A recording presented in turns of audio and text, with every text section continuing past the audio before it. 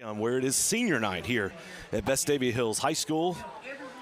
Friday night high school football as Vestavia takes on Thompson, number 2 ranked in Class 7A in the state of Alabama, for what promises to be a very exciting matchup here on a beautiful evening in Vestavia Hills. My name's Chad Pilcher, thrilled to have you join us here this week. Kurt Bloom is on assignment down at Regents Field in downtown Birmingham. The Barons are playing in the final game of the first round of the Southern League playoffs.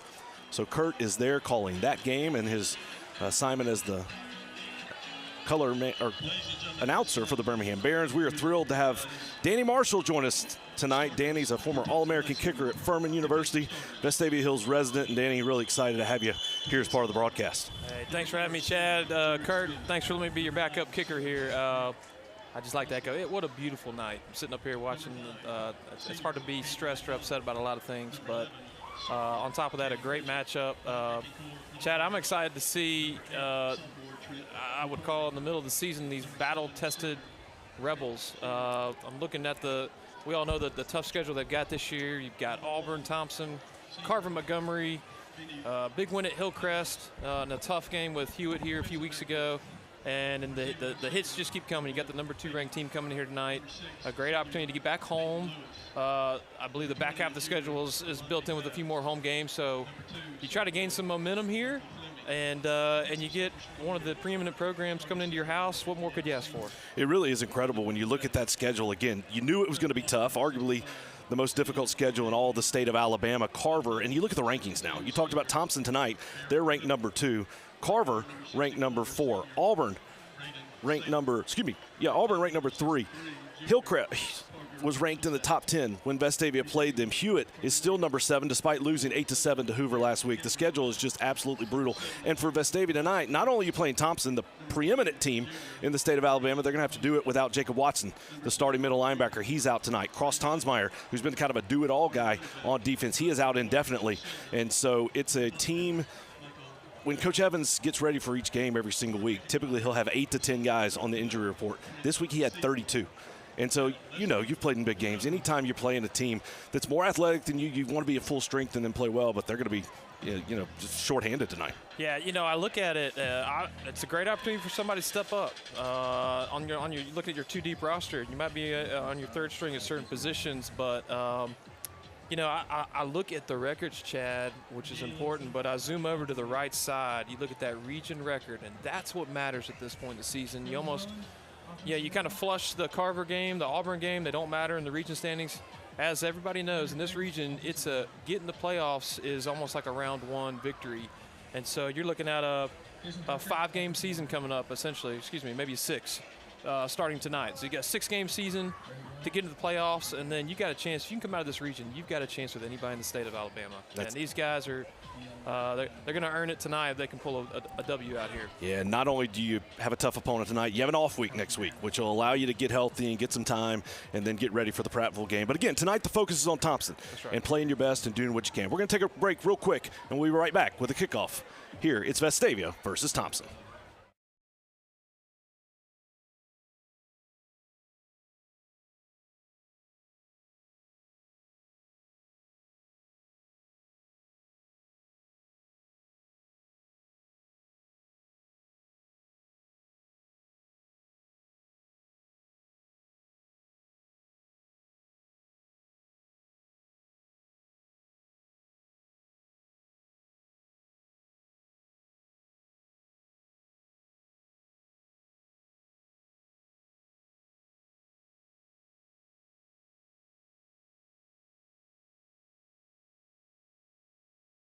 High school sports and the performing arts aren't possible. Ensure that these essential extracurricular activities continue to enrich the lives of students in Alabama. Purchase a ticket to your local high school's game or performance. This message presented by the AHSAA.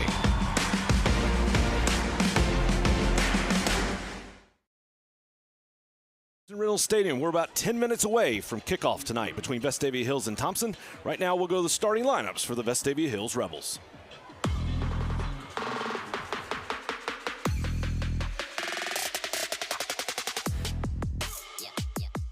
Copeland Styles, offensive line. J.D. Livingston, offensive line. Caleb Boylan, offensive line. Landon Page, offensive line. Pearson Tucker, offensive line. Brady Glenn, offensive line. Eli Rooks, tight end. Carson Mann, wide receiver.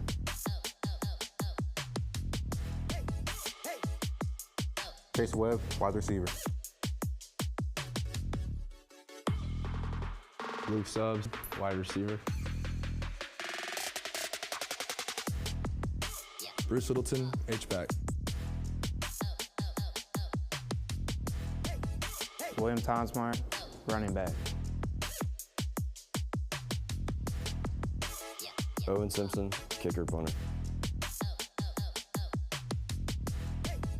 Charlie Taff, quarterback.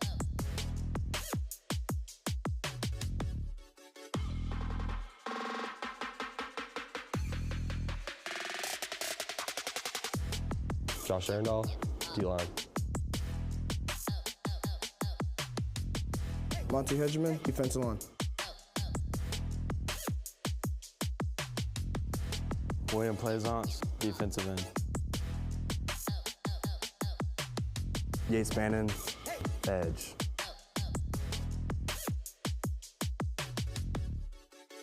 Jason Bruno, linebacker. Nick Williams, linebacker. Daniel Richardson, linebacker. Spence Hanna, free safety. Larry McSwain Jr., cornerback.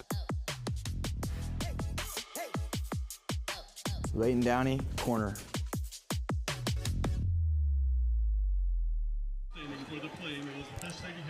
We just finished the national anthem here at Thompson Reynolds Stadium. We talked a little earlier about Vestavia's schedule. Started out, obviously, incredibly difficult. We were able to get the win last week at Hillcrest after starting 0-3. But let's look at Thompson's schedule. They come in 3-1, and they've played a pretty difficult schedule, especially going out of state. Yeah, Chad, I actually watched the opener against Grayson, powerhouse program from where I'm from near Atlanta. Probably could match Thompson as far as Division I offers across their roster. Really talented. Looked like they were working the kinks out from the preseason, getting the offenses flowing. A lot of good athletes out there, and obviously followed up with a trip up to Lipscomb Academy. The Grayson 1-point loss could have gone the other way, but Coach Freeman has tested his team with out-of-state powerhouses perennially every year before the region schedule. So they are well tested, ready to go. Have some really strong results so far with a big win again against Lipscomb, and have started with I believe a 2-0 record in the region. Yeah, they've had two pretty big victories back-to-back weeks, 47-7 versus Tuscaloosa County, 42-7 over Oak Mountain. Again, they're coming in tonight against a Vestavia team that really has just got so many injuries that they're going to have to fight through. And that's one thing Coach Robert Evans talked about coming into tonight's game is he's got to manage this game and try to win the football game, but he also has to manage the season. So you're going to see him making decisions that maybe we're trying to win the game, but you also have to focus on kind of what's next. Looking at Thompson's schedule, they've got Clay Chaltville, again, ranked number 2 in Class 6A. Then they have a pretty tough run for them in Region 3. Hewitt-Trussville, at Hillcrest, at home versus Hoover, at home versus Prattville, and then they take their off week the week before the playoffs as they'll get done. So the captains have come onto the field. We're at about 4.5 minutes until kickoff. We're going to take a commercial break, and we'll be right back. At Birmingham Fastener, every day begins with our core values: integrity, grit, and accountability. We're on the lookout for talented individuals to join our sales and manufacturing teams at one of the nation's leading manufacturers. With over 15 locations nationwide, we offer endless opportunities for growth and success alongside incredible teammates. Be a part of shaping the future of American manufacturing and help us build our nation's infrastructure. Renew and refresh. JH Outback focuses on strengthening family bonds with spouses, parents, and children to help in spiritual growth and life purpose. Join us for a fun-filled weekend together in an undistracted environment, enjoying the outdoors with great food, entertainment, and live music. JH Outback. Renew and refresh.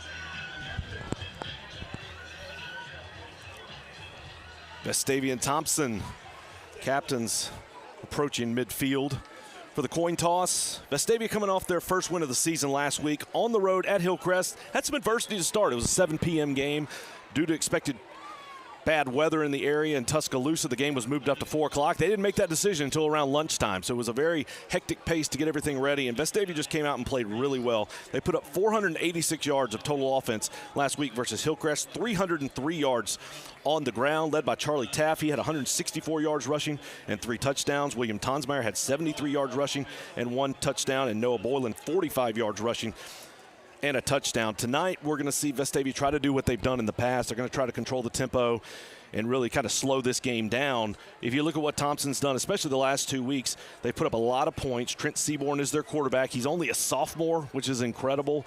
He led Thompson to a state championship as an 8th grader. Last year as a freshman. They lost in the finals, and then this year he's off to a big-time start. He had 4 touchdown passes last week, and Thompson, with a minute left to go in the third quarter, a minute into the third quarter last week, they were already up 42-0 to just kind of hang on. And the thing that jumps out at Thompson is you talk about it all the time. There's just talent all over the field and just a lot of young men that can really just play. And so that's what you really have to look forward to is you don't know, you see a lot of Auburn and Clemson and Alabama and where are these guys going, but the one you're going to really watch out for is Anquan Fegans. He's the guy in the secondary. It's just outstanding. Chad, I was here coincidentally 2 years ago when they played Thompson, and Fegans, I believe, had 3 picks that game, and they were game-changing plays. I'm not sure anybody else makes that play. He was a sophomore at that time, so we know what he can do. You're right, they're always going to have prospects. By Thompson standards, maybe a few less than they normally do, but still a very, very talented team. They've got the transfer from that came from Spain Park, Jared Smith. He's committed to Auburn. Last week against Oak Mountain, made a lot of game-changing plays. He was all over the backfield, disrupting the Oak Mountain offense. And like you mentioned, on offense, you've got a strong running back. You've got a couple of prospects receivers, and, of course, the quarterback that we all know about, Trent Seaborn. And here come the Rebels onto the field. On senior night here at Thompson Reynolds Stadium, Vestavia's done senior night a little bit earlier. Tonight it was the football players, it was the cheerleaders, it was the trainers. They were all recognized. We'll have a slideshow a little bit later in the broadcast where we'll talk about the seniors and what they've done for this program. Later in the year, we'll have another recognition for the band members and some other folks. So everybody going to get recognized as the season goes along.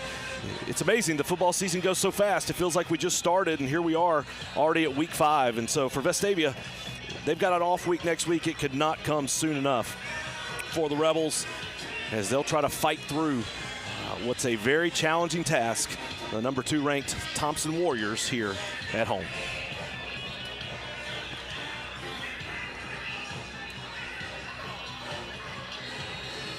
I'm Chad Pilcher along with Danny Marshall. As we mentioned, Kurt Bloom is down at Regents Field calling the Birmingham Barons playoff game, but we're glad you joined us here on the Rebel Nation Sports Network, on the Vestavia Hills Athletics app, on the One Rebel Athletics YouTube page, or on NFHS. Those are the ways right there that you can watch us every single week. You can go to the app, you can go straight to YouTube, or again, if you have NFHS, we'll be on the YouTube page all season long during the regular season, and then once we get to the playoffs, everything will shift to NFHS. Thompson's going to receive to start this ball game. Chad, it's my favorite part of the game. I got to point out our senior, number 13, Owen Simpson, kicking the ball off. He's become quite a weapon the past few years. I look for Owen to have a bright future. He's got a great leg. He's accurate. He can punt. He can place kick and kick off. Somebody's going to get a heck of a kicker and a punter next year if they want him. Look forward to him having a big night tonight. If the Rebels are going to have a chance to pull the W out, which they do, Owen Simpson's going to have to play a part in it in the kicking the punting game. Yeah, Simpson's really done a nice job the last 2 weeks of getting balls in the end zone for touchbacks. That's going to be really huge tonight with some outstanding athletes back to return for Thompson. And we are underway. Onside kick. Executed perfectly. There you go, Owen Simpson. Not just do we kick it deep, we kick it short. Leighton Downey went up and got the ball on a perfect bounce.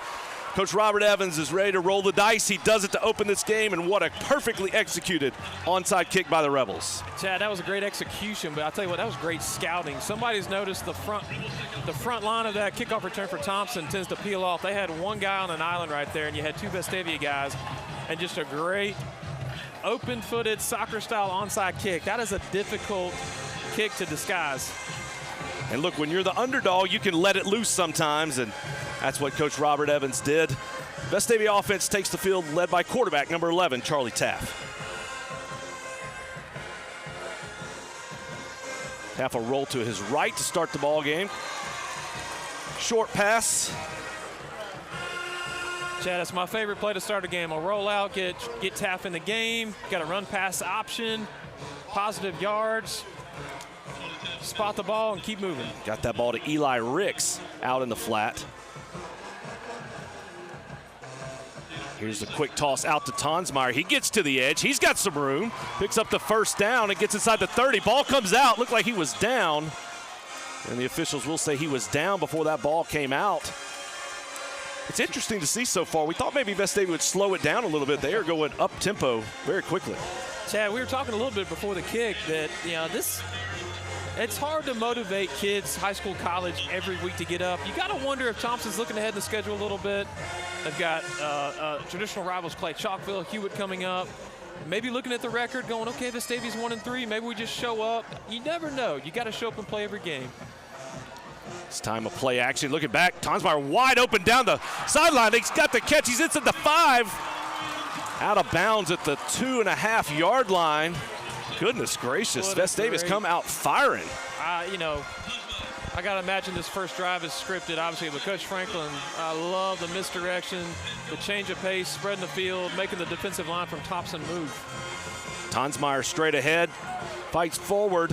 He is just shy of the goal line, but I can imagine this is clearly 4-down territory. They're not kicking field goals inside the 5 absent some kind of bad play happening, and we got a stoppage. And we have a Thompson player down in the end zone. So we can catch our breath a little bit. Yeah, I got to shuffle my defensive notes here. Still trying to get the offensive guys in front of us here. What a fun start to the game. Could not have gone any better for Vestavia. Started out, Coach Evans takes the gamble, goes with the surprise onside kick, perfectly executed. Owen Simpson with the kick, Leighton Downey with the coverage. And then, as you said, I love the plays that Coach Franklin has come out and called to start this ball game. And he's doing a good job of moving around. He's getting to the outside. He's mixing it up. He's putting it in the air.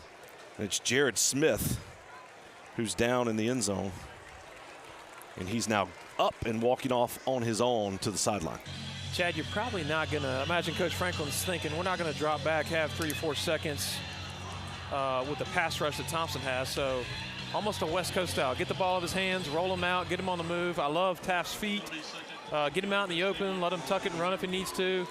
I love the start on this offensive set right here. We've seen Bruce Littleton at quarterback some. Now he's behind Taft, who's under center. That ball, there's Littleton, fights forward. Looks like he got into me. Touchdown.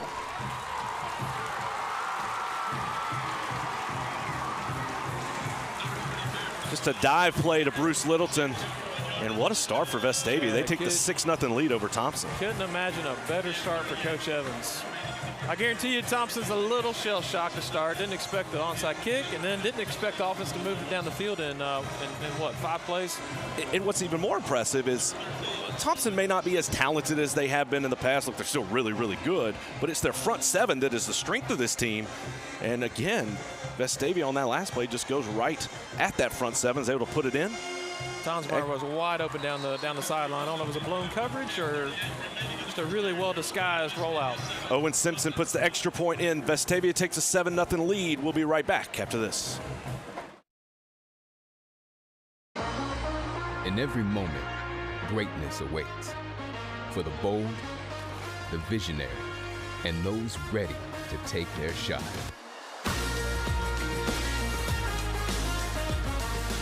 Here, we don't chase success, we define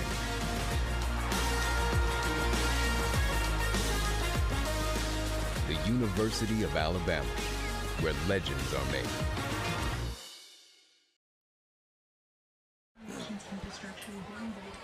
And we're back, first quarter. Vestavia gets the onside kick, goes down the field, takes the 7-0 lead to start the ball game, and feels like we were just in this situation. Owen Simpson lines up again to kick it off to Thompson. I would imagine this one's going deep, Chad. Let's see. Boom, he got all of that one. Through the end zone. So Thompson's going to take over. Right now we'll go to the keys to the game for the Thompson Warriors. Keys to the game are brought to you by Aaron Cummings with Alpha Insurance. And for Thompson, they're the more athletic team. So what you would expect them to do, this is again a injured, wounded Vestavia defense. Take shots down the field. Try to use your athleticism to kind of get behind the secondary for Vestavia. Going to be a hard time to put pressure on the quarterback in the backfield. And then defensively, they need to get off the field on third down. They are, again, a very strong front seven. That's where their strength is. So the keys to the game for Thompson brought to you by Aaron Cummings, your Alpha Insurance agent, located on Rocky Ridge Road in Vestavia Hills. Trent Seaborn, first snap of the game. He goes with a quick pass, and it's broken up by Vestavia. And Grayson Bruno got in there and disrupted that play. And that's a young man who's just been phenomenal in the early first half of this season. Coach Chad, defensive coordinator Chad Merrill, I think it's scouted out that trips to the right set. I think Grayson was if he's a step inside, he might have picked that and walked in the end zone. I saw that one coming. Thompson wanted maybe a pass interference there, but no call. So second down at 10. Thompson shifts. Seaborn back to pass again. This time he'll look quick to the outside to the left. Ball is deflected, and then Spence Hanna is there. Chad, I listened to you call the game against Trussville a few weeks ago. I heard Spence Hanna's name all night. I got to expect the backfield for the Vestavia defense will have a strong presence, a strong say in how successful the Thompson offense is tonight. Spence Hanna's just a player. He was hurt in preseason. He's not 100%, but he's just showing up every single week and making stuff happen. Third down at 10. This time Seaborn going deep down the field. Talked about taking a shot. He throws it about 10 yards too far. And Thompson goes 3 and out on their first series of the ball game. Great start. Chad, I'm going to go back to the Trussville game. I got to think you try to follow that script. Hewitt-Trussville has a lot of great skilled athletes on the perimeter. I thought the Vestavia defense bottled them up the entire night, and I got to imagine you try to do the same thing tonight. Keep the quarterback in the pocket, keep him in front of you, keep contained on the receivers down the field, just like that. I'll tell you what, that was a well-schemed defensive drive to start the game right there. Coach Chad Merrill on the defensive side. So Thompson punts it away. Charlie Taft back, calls a fair catch. He'll make the catch right at the 40. And that's where this Vestavia offense will take over, and we will go to the keys to the game for Vestavia. We've talked about it all night. This is a Vestavia team that comes in not 100%. They're playing without a number of key guys. So for Vestavia tonight, you're trying to win the game, but you also want to stay healthy. It's very crucial. You want to be smart with kind of managing your players and then control the pace of play. We thought they might slow down. So far, the pace of play is quick, and it's been very fast. But that's the keys to the game for Vestavia Hills, brought to you by Aaron Cummings, your Alpha Insurance agent, located on Rocky Ridge Road in Vestavia Hills. Chad, I hit a shot play on that last drive, a really well-constructed rollout. Tonsmeyer snuck down the sideline. I got to imagine Carson Mann and Chase Webb are going to have to make some plays down the field tonight to stretch this defense. It's time to give it to Tonsmeyer to the outside. Nice blocking down the field by Chase Webb. Chad, that's a successful first down anywhere, but especially tonight. Positive yards, 6 yards on first down. I am really surprised at the yardage we've seen Vestavia get on the point of contact. This offensive line so far has done a nice job. A little motion there. Toss out to Tonsmeyer. Gets to the edge, spins. Will be about 1.5 yards short of the first down. Tonsmeyer looks a little shaken up. Now, Chad, I think we saw a little speed on the Thompson defense there. That actually looked like a well-read, well-blocked toss sweep there, speed toss sweep, and the hole closed pretty quickly there. We've got a Thompson player down as well. I mean, this has been a physical football game so far. That was Trenton McCorvey who was down. Looks like he's got a right ankle. He's limping off the field. Might take a little friendly fire there, Chad, on two guys collided on Tonsmeyer. He's tried to Yeah, we'll see what Vestavia does here. I mean, I think you stay to the outside. You've done a good job. You got 6 on first down, about 2.5, maybe 2.5 on second down. You're in a very manageable third down situation, and I guess this first play call will depend on whether you're thinking you might go for it on fourth. Midfield, Coach Evans not afraid to gamble. Split backfield. That motion. Taft keeps it on a read option, gets to the outside. He'll pick up the first down. And the Rebels move the chains once again. Coach Franklin, I think he's got the Thompson defense guessing a little bit right now. They put about 8 guys in the box there, collapsed on the fullback dive. Great read by Charlie Taft. Keep it outside, bounce it for first down. Time rolls again. Oh, he's going to throw back. He's got Noah Boylan wide open inside the 40 down to the 35. But another 8-yard pickup on first down for the Rebels. Chad, I was even fooled on that play. I was watching the near sideline. We had someone streaking open, so. It is a lot of misdirection so far for the Rebels in the early going of this ball game. Oh, flea flicker. He caught it. What a catch by Bruce Littleton to fight forward. Unbelievable play. What a gutsy play and call. Charlie Taft saw the D lineman, I think, number 51, coming right up the street. Wesley Grover put his helmet right between his his shoulder pads as he released it. Completed a great pass. What a tough play by the quarterback there. Taft's going to keep it this time, fight forward. He's going to pick up about 2 on first down. And that play, everything's happening so fast. It was a flea flicker. You go with the dive, you toss it back to Taft. He wanted to go deep on the previous play. Nothing there. He forced that ball into Littleton. You're like, no, yes, yes, yes. Nice catch, and then Littleton fights forward, picks up some extra yards. And we'll see what the Rebels do here. Chad, we're kind of getting the feel that I think. There's Littleton on the dive, fights forward. He's inside the 1. Just like we talked about the play call, it's almost like, hey, nothing to lose tonight. No one expects us to come here and pull a win out. Let's stick it to him, see what happens. Very quickly back to the line as Thompson is, oh, what a play. That was an outstanding play by Noah Streeter. Chad, I think Coach Evans, rightfully so, he's calling for a flag. They had 2 players trying to get off the field that were not clear of the sideline. And the officials missed it. Yep. And that time, that was just a really good play by Streeter. And fortunately, the Littleton's okay. He went very low. You could see them shifting, substituting players here and there, and just dove as low as he could. They ran the same play they scored on previously. Dove at the ankles, were able to make the tackle. So Simpson's going to come on to try the field goal. If you're inside that 1, maybe you go for it. But after you lose a couple on third down, it's a right call. That's right. Coach Evans is going to call a timeout here. I think he wants an explanation. I'm not sure, Chad, the line judge on the far side of the field was even watching. They had 2 guys 2 or 3 yards from the sideline, it looked like. You're exactly right. He's saying, I want to speak to the referee. And the referee should come over and provide an explanation. That's right. Hey, regardless, you got to imagine Simpson's going to boot this thing through. If you could tell yourself you'd have a 2-score lead to start the game against Thompson, I'd call it a huge success so far, but obviously you'd love to have another 7 on the board. This is a situation, again, if you had replay, right, maybe you go back, but that's the official's going to tell Coach Evans, I think we just didn't see it. And I think you're exactly right. It's happening. They just didn't see it. That's right. And clearly, Coach Evans has his coaches up here in the box who are screaming and letting him know what happened. It was a late substitution. You know, and I think Coach is saying, hey, we earned that penalty because we got set and we substituted quick. We had to look. I think that's the point of rushing the line so quickly. And Coach knows you're probably not going to get anything to change his mind, but you put that in his ear, right? Hey, that happened. Remember that when we have another close one next time.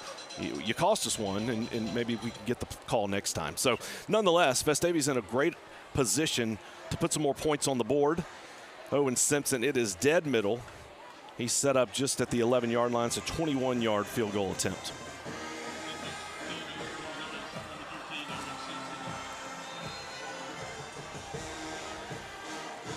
There's the snap, the hold. The kick is up. It is good. And with 7 minutes, 43 seconds left in the first quarter, Vestavia takes a 10-0 lead over Thompson. We'll be right back. Lifeline's ministry is necessary because God has ultimately called the body of Christ to manifest the gospel to vulnerable children. We see it beginning in the Old Testament in the Pentateuch. God continues to renew that call over and over and over again to the people. Lifeline, in its role, comes alongside the church with that very narrow specialization to allow the church to live out the mission that the church has been given to proclaim the gospel through orphan care.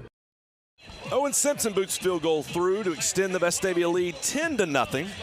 And the Rebels just off to an awesome start here at Thompson Reynolds Stadium on senior night. All the momentum. And so now the challenge is with Thompson, that can change just like that. So you got to continue to play, continue to focus, but you couldn't ask for a better start for Vestavia. Chad, I've got to wonder, I'm paraphrasing, I think Coach I think Coach Evans probably said, hey, let's win the first quarter, and then let's win the second quarter. You take it one drive, one snap at a time, and the longer the game has this type of feel to it, the tighter the team that's supposed to win gets a little tighter and starts thinking, did we just walk into a little situation a little different than we thought we would? That's why you got to show up and play. Vestavia is playing free. They're playing reckless. They've got a little more joy on that sideline right now, and Thompson's probably going, what happened in the first 5-6 minutes of the game? Yeah, just letting it fly. And what set the tone for that last offensive series was the big hit to start with Grayson Bruno on that first down. Now Thompson's going to go stacked Twins receivers to the right side, one to the left. Two backs in the backfield. And we'll see how they choose to attack this Vestavia defense on this drive. They're going to go straight up the middle with a run on first down.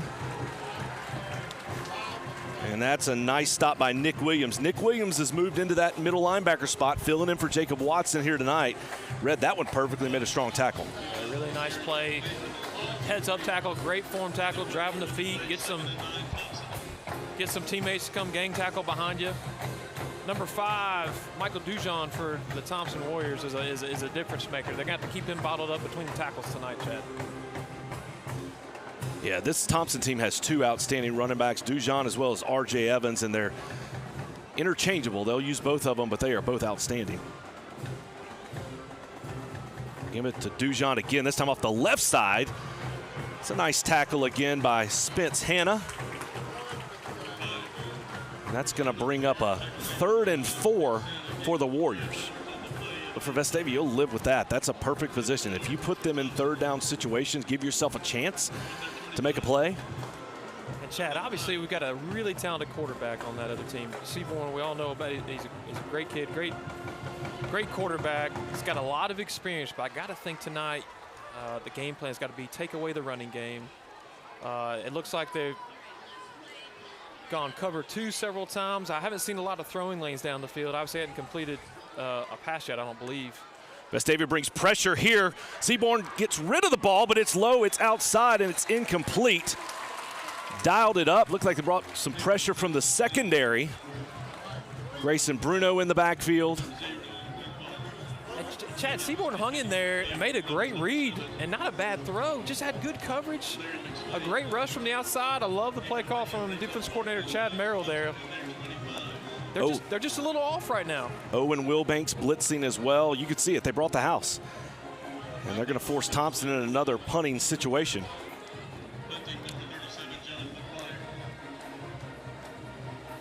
Whew, got so close, did Vestavia. Nice high punt. Taft calls the fair catch. He's going to make it at the 36-yard line. And the Vestavia offense will take over with 5 minutes, 59 seconds. Just halfway through this first quarter, and goodness, you got a chance to really extend this lead. I'm going to be very interested to see what kind of adjustments does this Thompson defense make here now that we're on the 3rd drive of the ballgame. You know, the best thing about Vestavia having 2 scoring drives, it hasn't been exclusively Tonsmeyer or Littleton. They've shared the ball. I'd like to see you get Carson Mann involved here. There goes Mann in motion right on cue. Taft rolling out to the right, got pressure, gets outside, looking down the field smartly. Wow! Last second delivers a strike to Littleton to get into Thompson territory. That was an outstanding play by the sophomore quarterback, and we got a flag on the play. I think it was right on the line of scrimmage, Chad. I was watching to see. I couldn't remember where he released the ball, but where the flag is. I think it's either going to be illegal pass, he's going to be down the field, or maybe lineman downfield. As long as he took to scramble outside, that's hard to hold from an offensive line. It's a legal man downfield. Good call. So what a play, wiped out by the illegal man downfield. That's hard for an offensive lineman to hold that long. That's a really hard play.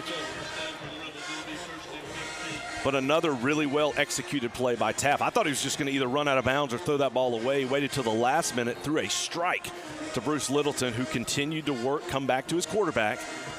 And just look at that difference, though. Instead of being on the 48 going in, you lose about 20 yards there. Chad, that's going to be really important for the Vestavia offense, who,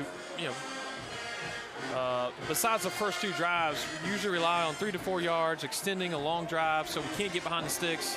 Penalties on the offensive side will be important tonight. This time, give it to Tonsmeyer straight ahead. Thompson read that perfectly. Nick Alston was in the backfield as the handoff was made. Well, it's going to be important regardless. The first flag we've seen on Vestavia all night, but again, offensively, trying to get 20 yards and 2 downs on this Thompson defense is going to be difficult.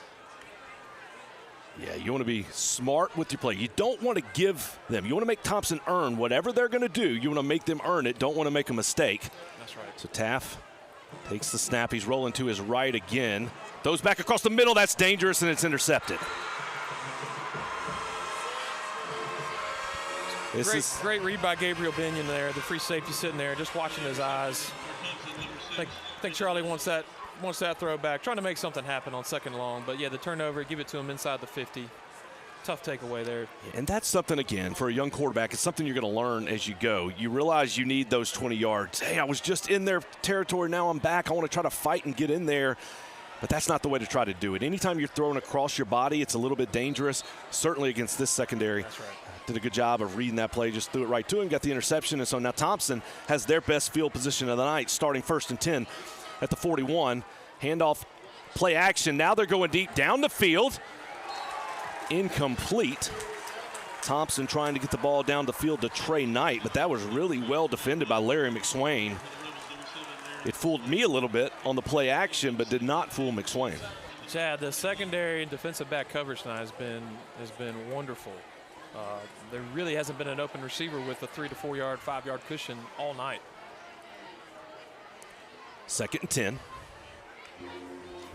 Gonna go back to the ground. Got a nice opening up the middle. Inside the 10, and touchdown Thompson. Well, you see the big play capability right there of the Thompson offense. One busted hole right there, and Dujon was gone. Yeah, I don't think he got touched at all on that play. So clearly a busted assignment for Vestavia. You can see the coach is pretty adamant on the sideline. And just like that, Thompson scores. They have the quick strike capability, and they strike, but it all started with the interception, and they took advantage. The extra point is up. It is good. Thompson cuts the lead 10-7, 4:54 left in the first quarter. We'll be right back. You have to pay taxes. Ugh. It's just part of life. In the great state of Alabama, we have an awesome thing in our tax code called the Alabama Accountability Act, which allows you to redirect up to 100% of your state taxes to Scholarship for Kids, a scholarship granting organization that benefits partner schools like Restoration Academy. It's a no-brainer. Use your tax money for something that will make a huge impact at no cost to you. For more information, go to choosera.org.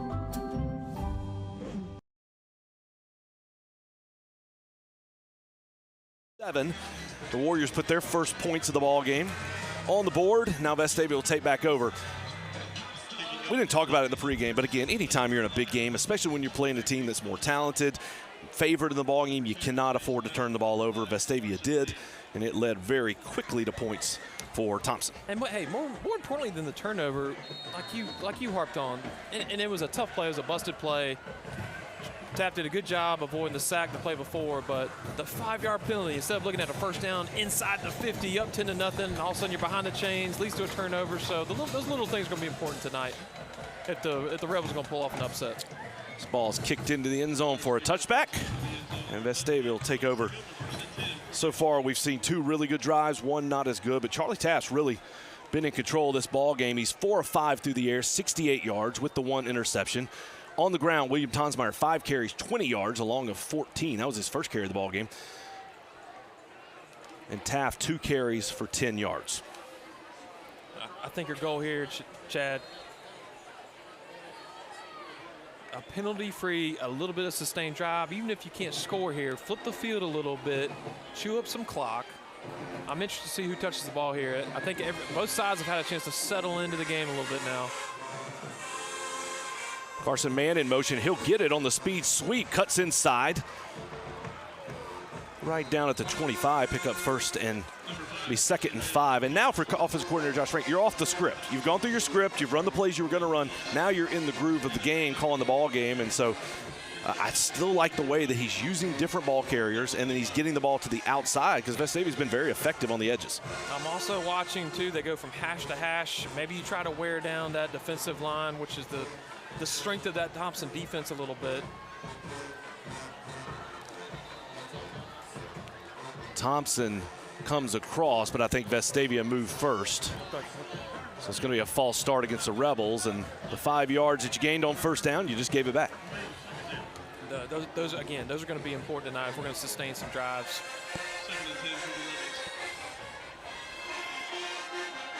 That's the 2nd penalty of the night for Vestavia. It says 10 yards. It's a lot more than that, obviously, because of the one call that came back after the first down completion. 2nd 10 for Vestavia from the 20-yard line. This time Littleton goes in motion.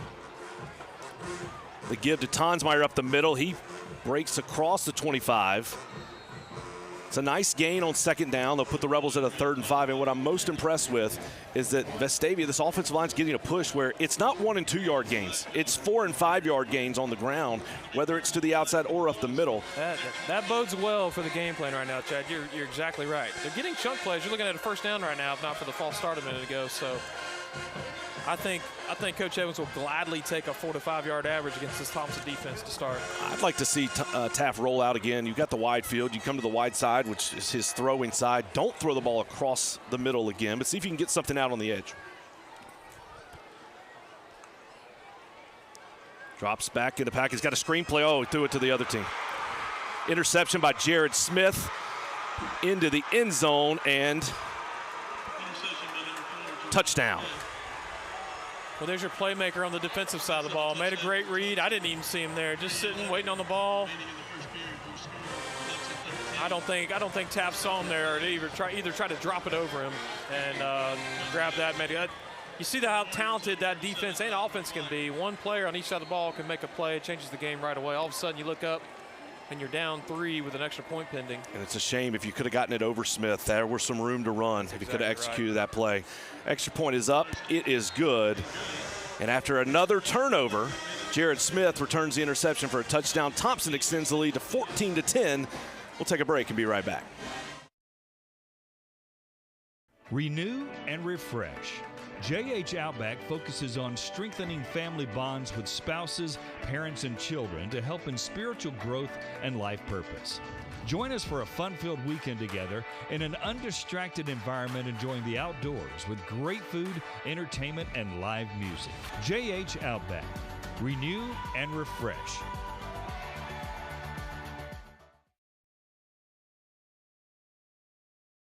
Welcome back, Thompson Reynolds Stadium. Thompson 14, Vestavia 10. Vestavia jumped out to a 10-0 lead, but on back-to-back drives, Vestavia has had an interception. The first was a ball over the middle. It was intercepted by Peyton Lewis, and then ultimately Thompson cashed it in on a Michael Dujon touchdown run. That time, Jared Smith, the transfer from Spain Park, read the screenplay perfectly, intercepted it, and took it back for a pick 6. So just like that, Thompson takes the lead. 3 minutes, 11 seconds to go in the first quarter. Vestavia will take over, but I would still go back to the last 2 offensive drives. Yes, the interceptions obviously have been a critical mistake, but the biggest play in those ball games were the penalties. That's exactly right. Hey, and if you want to look at them from a positive standpoint, they were self-inflicted turnovers, penalties. This has still been a pretty good first quarter. You're down 4, but you had the ball a minute ago. You're in control. You gotta keep the penalties to a minimum with the ball. Sustain a drive here. This is going to tell me something about the offense here, all right? Things haven't gone your way the last 2 quarters. All of a sudden, you dominate the first quarter, and you're down 4 all of a sudden.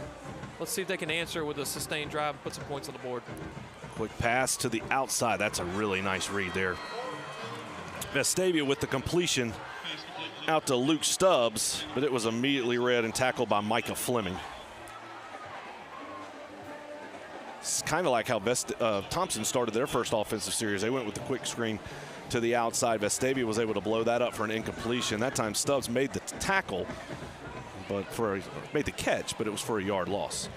I love how Coach Franklin's involving everybody in the offense from a skill standpoint besides Tonsmeyer, man. And clearly they see something they like there. They go right back to it. This time it goes to Chase Webb to the outside, and you see the speed. When that young man gets his hands on the ball, he is a threat to go the distance anytime. He picks up 7 on second down. It's 3rd and 3 for the Rebels. Vestavia so far on the night is 1 of 3 on third down. You get the sense this is one of those third downs you need to convert. You gotta keep the defense on the field, keep the sticks moving. I gotta imagine Thompson watched that Hewitt game a little bit and noticed they're gonna probably key in on Tonsmeyer, on Taft, and maybe Littleton. So Coach Franklin doing a good job distributing the ball to your skill guys on the perimeter.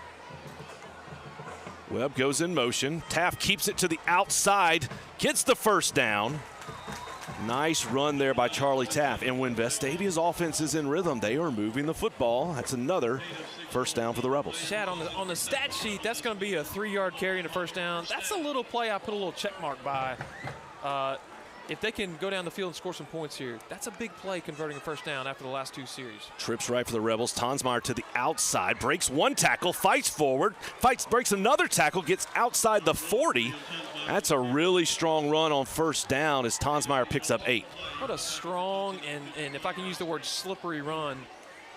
It looked like he was down on the 36, 37. Next thing you know, he's falling forward to the 41. I love it when running backs make contact and fall forward. Those 1 or 2 yards, 3 yards, they make a difference in keeping the sticks moving. There's the Vestavia cheerleaders doing a great job not only tonight but throughout the season.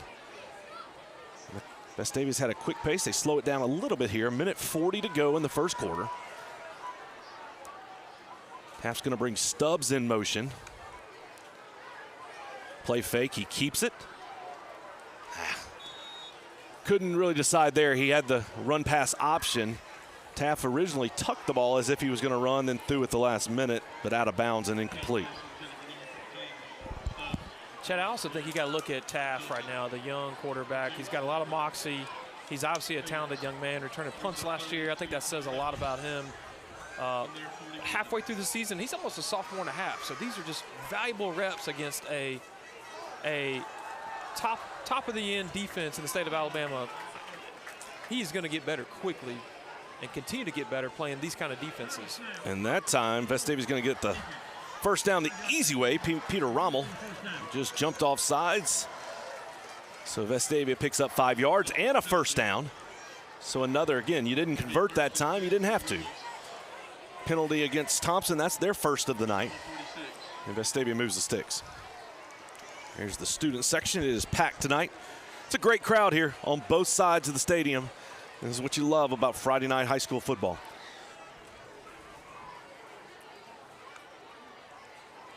Quick pitch to Bruce Littleton past the 50. Picks up another couple of yards. He's going to get up to the 48-yard line. Nice gain there on first down. Chance Strawn finally brings him down. Chad, I've noticed Fegans for Thompson defense is likely one of the best defensive backs in the state. He's staying on the near side of the field. They're running at him occasionally. They're throwing to him. I'm watching the chess match here. Whether they're throwing away from him against Jared Smith. They've got 2 really difference makers on that defense, and they're going right at him, sometimes making them run side to side. That has got to fire you up for this Vestavia offensive staff. That was simply a dive play straight up the middle. William Tonsmeyer blew that up, got all the way up to the 40-yard line and another first down. The thing about Fequins is maybe you don't throw at him, maybe he doesn't make a play, but he basically cuts off a third of the field. I mean, you're not going to go challenge him, or if you do, it's going to be very rare. I've noticed Thompson going with a cover 2, a 2-deep defense most of the time, and they're not giving him a lot of help over there because he usually doesn't need a lot of help over there. But Vestavia's not going away from him, though. You're right. Going up the middle, side to side, rolling out. And you just saw that sideline shot. Those are some incredible athletes for this Thompson football team.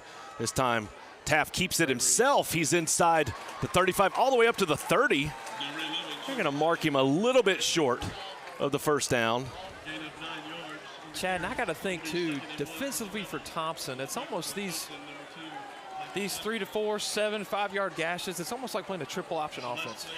And this is an outstanding first quarter for the Vestavia Rebels as it comes to an end. Thompson leads 14-10, but Vestavia's driving. We'll be right back on the Rebel Nation Sports Network. Lifeline's ministry is necessary because God has ultimately called the body of Christ to manifest the gospel to vulnerable children. We see it beginning in the Old Testament in the Pentateuch. God continues to renew that call over and over and over again to the people. Lifeline, in its role, comes alongside the church with that very narrow specialization to allow the church to live out the mission that the church has been given to proclaim the gospel through orphan care.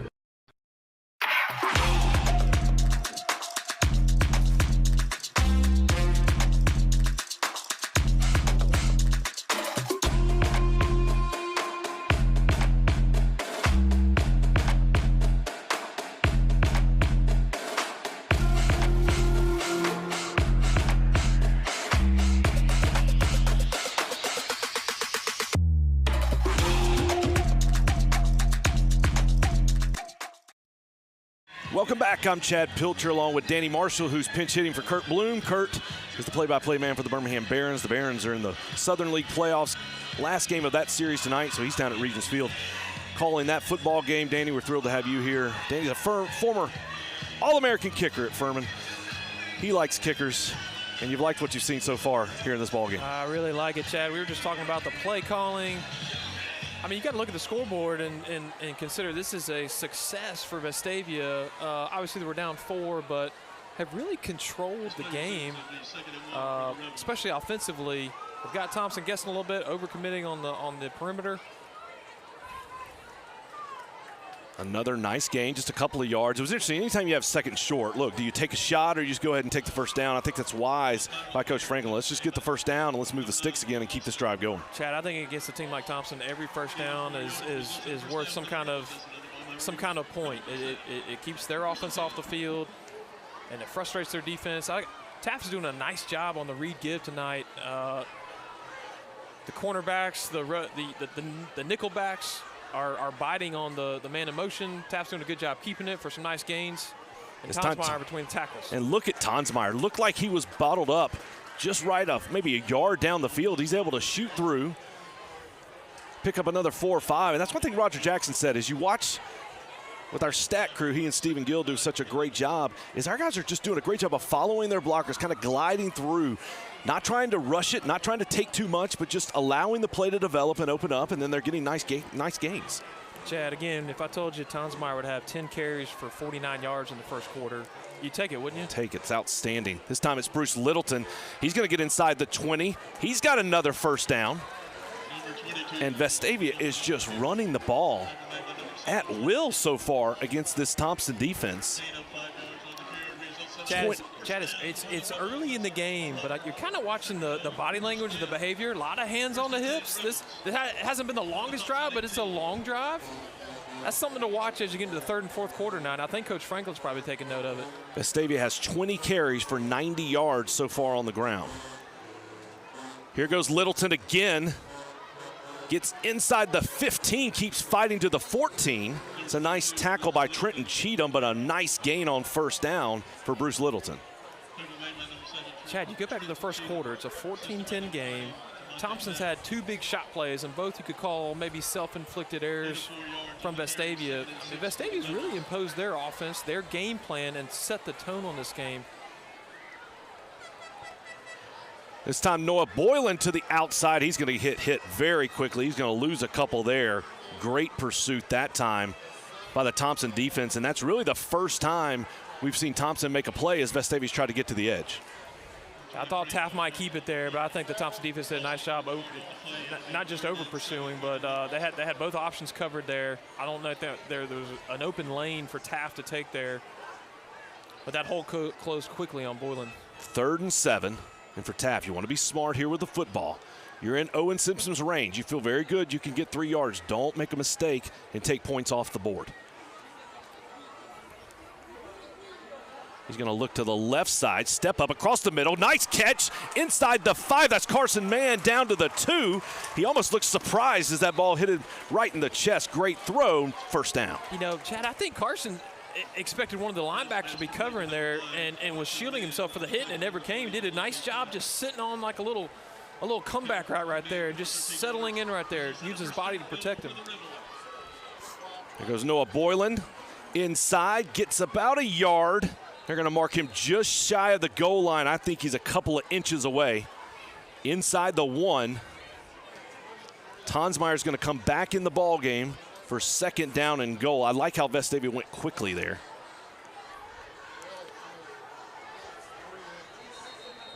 Wonderful to see a quick give to Littleton here, or just a give to Tonsmeyer with about 3 to 4 blockers off the A or B gap on the left side. We've got a Thompson player down in the end zone. And we're going to stay here and just kind of reset where we are. 8 minutes, 38 seconds left in the second quarter. Thompson leading 14-10. Vestavia second and goal inside the 1 in a game where we look at the stats. Vestavia 182 yards of total offense compared to 41 for Thompson. Taft 7 of 10 through the air for 89 yards, but it's been on the ground where Vestavia has really done their damage. 93 yards rushing led by William Tonsmeyer, 10 carries, 49 yards. Charlie Taft 4 for 25, and Bruce Littleton 6 for 15. This has been everything you could imagine, but now for Vestavia, you must cash in here on this goal-to-go situation. You got to expect this drive is going to result in points, whether it's 7 or 3, but this has probably been the best stretch of the game. After 2 plays didn't go your way, all of a sudden you're dominating the first quarter, you're down 4, and to respond like this, you love to see it. Taft with a quarterback keep. We've got a whistle. The officials have stopped the play. The line judge here on this side threw the flag. Signaling an offsides.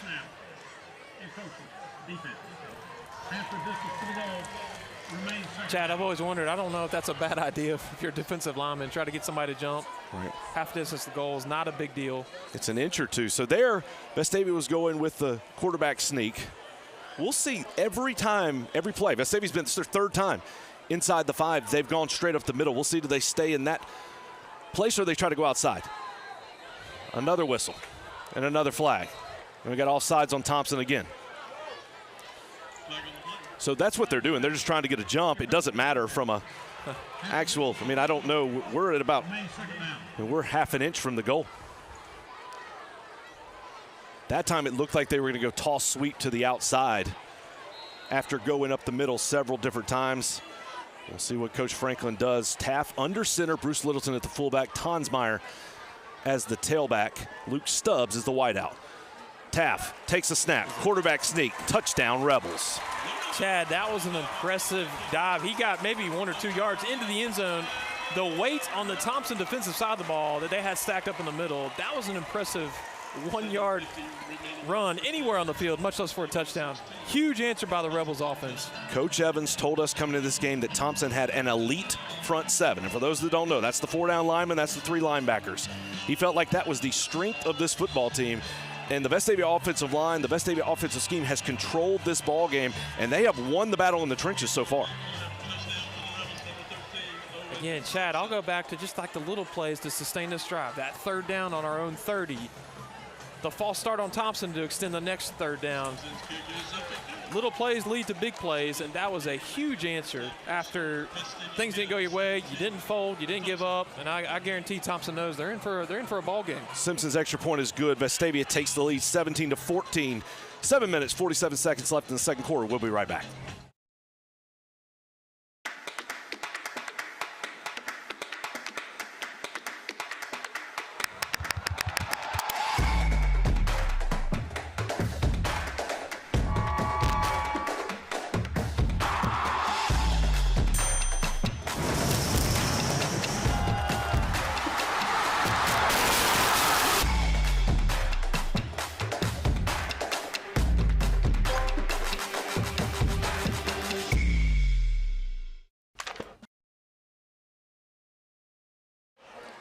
Vestavia takes the lead 17-14. Just under 8 minutes to go in the second quarter. Vestavia is going to kick it away to Thompson. And this, all started with Coach Robert Evans going with the surprise onside kick. He took the momentum in this ballgame, and Vestavia's carried it over. A couple of turnovers here and there that have hurt the Rebels, but otherwise it's been a game that's just been dominated by Vestavia here in this first half. And this is Vestavia scoring. Nobody scored like this against Thompson, certainly not in the first half. Chad, you're right. They've given up 2 touchdowns the last 2 weeks combined.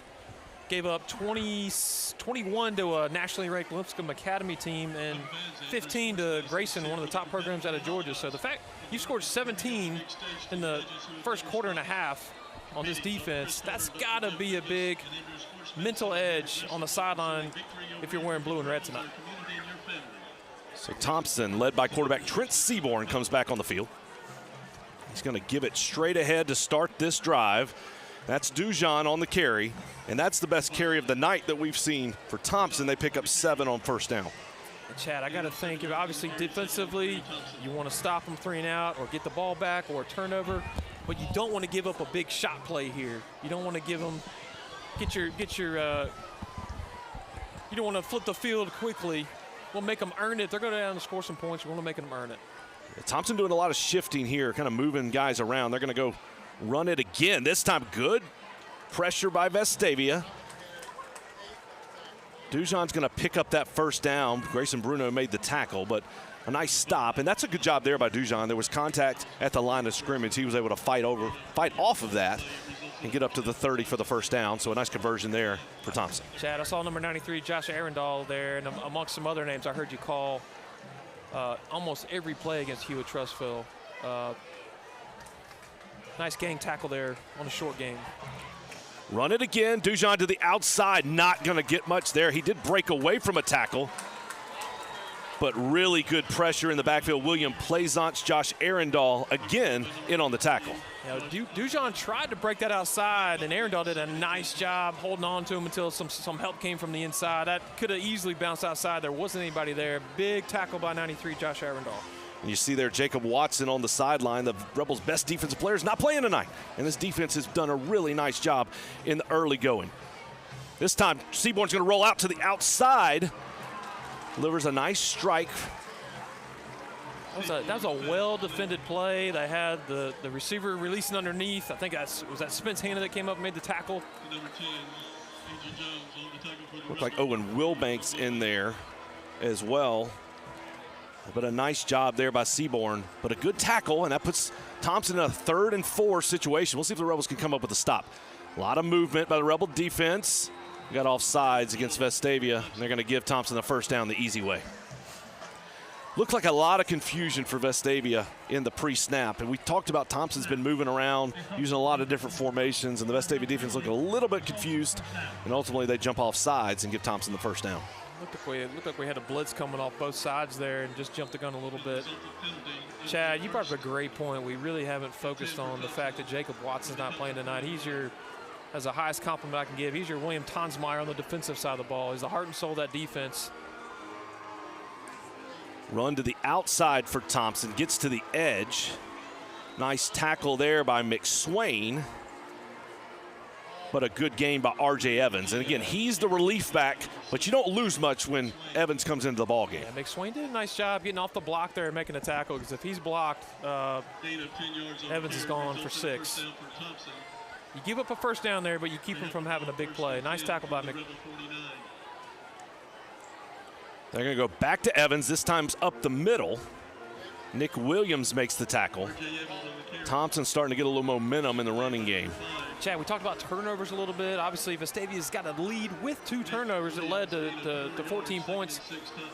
Be nice if the defense can flip the field, strip the ball, pick one off from Seaborn, but they're making them earn every first down right now. And I like what they're doing defensively, keeping the ball in front of them. You almost had a 3rd down there at the last few plays ago. Forced them into 3rd down. We jumped off sides, gave them a first down, but I don't mind this. They're making them earn it. Seaborn keeps it, rolls to the outside. He tries to run, he slips. He's going to pick up the first down. Seaborn's got some deceptive speed there in the open field. He can hurt you in the open field. He's not going to run away from people, but he can pick up big chunks quickly. Yates Bannon made that tackle. Vestavia showed pressure early. Thompson got out of that play and changed it. And then Seaborn keeps on a nice gain. Slipped a little bit, or might have had a little better chance.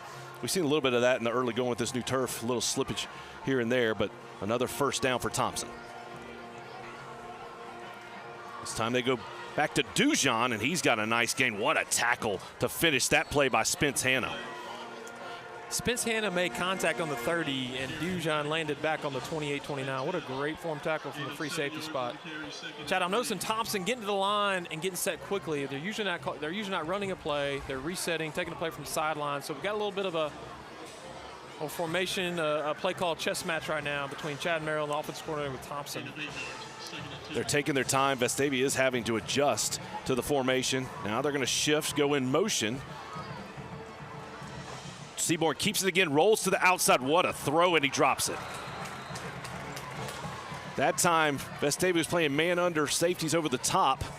Seaborn did a great job of delivering that pass down the field to Price Lewis. Hit him in the hands in the perfect spot in between the corner and the safety. He just dropped it. I like the play call for your Thompson offensively there. You're probably in 4-down territory right here, although they do have a really good kicker who I think is looking at going to Auburn or committed to him. But, well, there you go with the rollout. That's a big penalty. We saw that against Vestavia earlier in the ballgame. That time, clearly, Seaborn had the option to either run that ball or to throw it. He made the decision to throw it to the outside. The offensive line, though, had gone too far down the field, so that's going to back them all the way up to the 34-yard line, make it a 2nd and 7.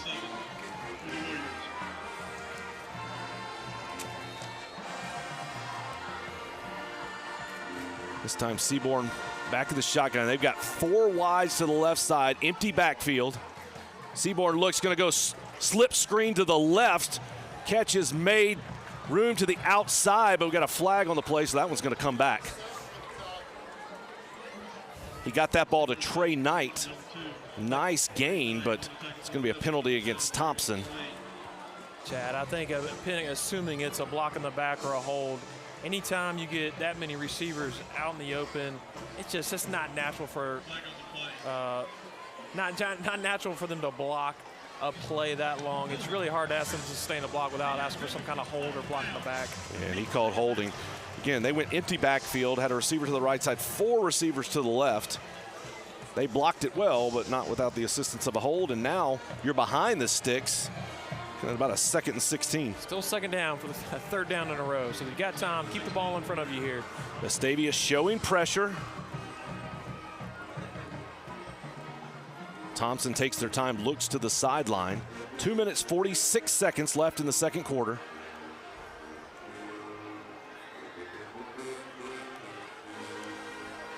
Empty backfield again for Seaborn. Drops, delivers it over the field. Ball in the air, it's intercepted. What a play by Vestavia. You talked about looking for the big play, the big interception for the Rebels, and they're finally able to come up with it. William Bachnick with the pick after the deflection. And what a huge play for this Rebel defense. Chad, I've been really impressed defensively, scheme-wise. I mean, Seaborn, even if he completed that pass, you're looking at maybe a 4 to 5 yard pickup there. The Vestavia secondary is playing really well, really disciplined. Looked like a little zone read there. Cover 2 deep.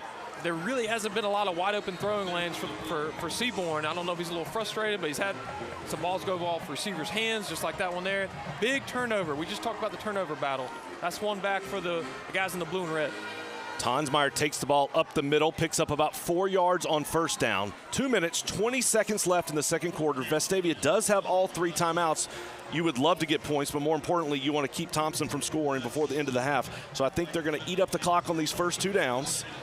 Thompson also has 3 timeouts that they could choose to use if they want to, but you want to be very smart here. Vestavia taking their time. And I think what you'll see, Thompson's got to make a decision. Do you call a timeout after this 2nd down to try and save some time if you think you're going to get a stop? And I think depending on this play will determine how fast Vestavia and how aggressive Vestavia goes.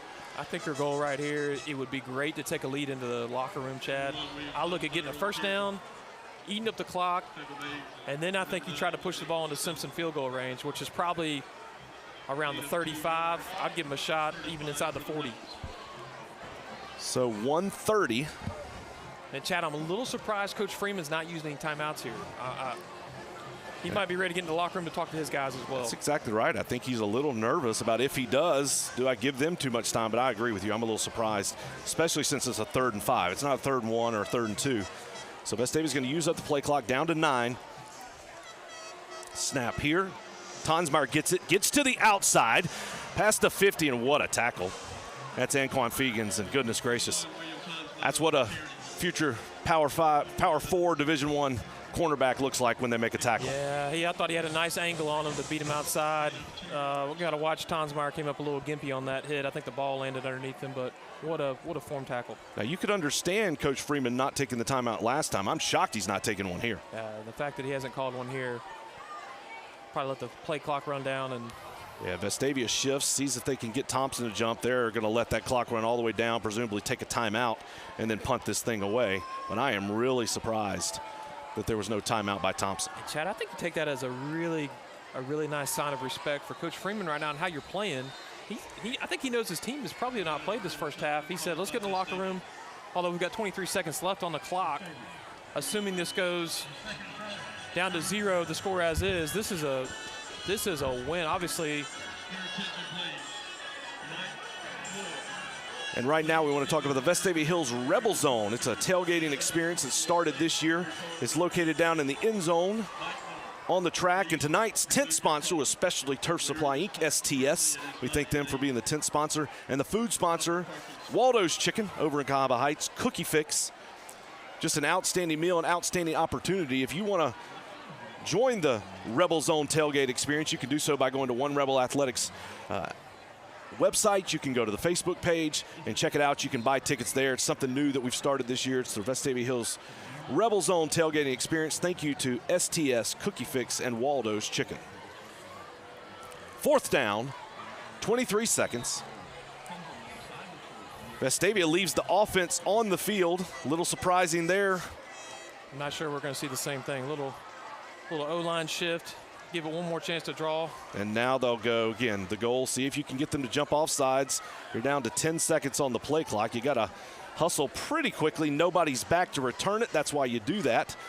Thompson's offense still on the field. Simpson's got all day, takes a couple of stutter steps to let some clock run. Not his best kick, but great that you get the bounce. The clock continues to run. Down to 11, 10.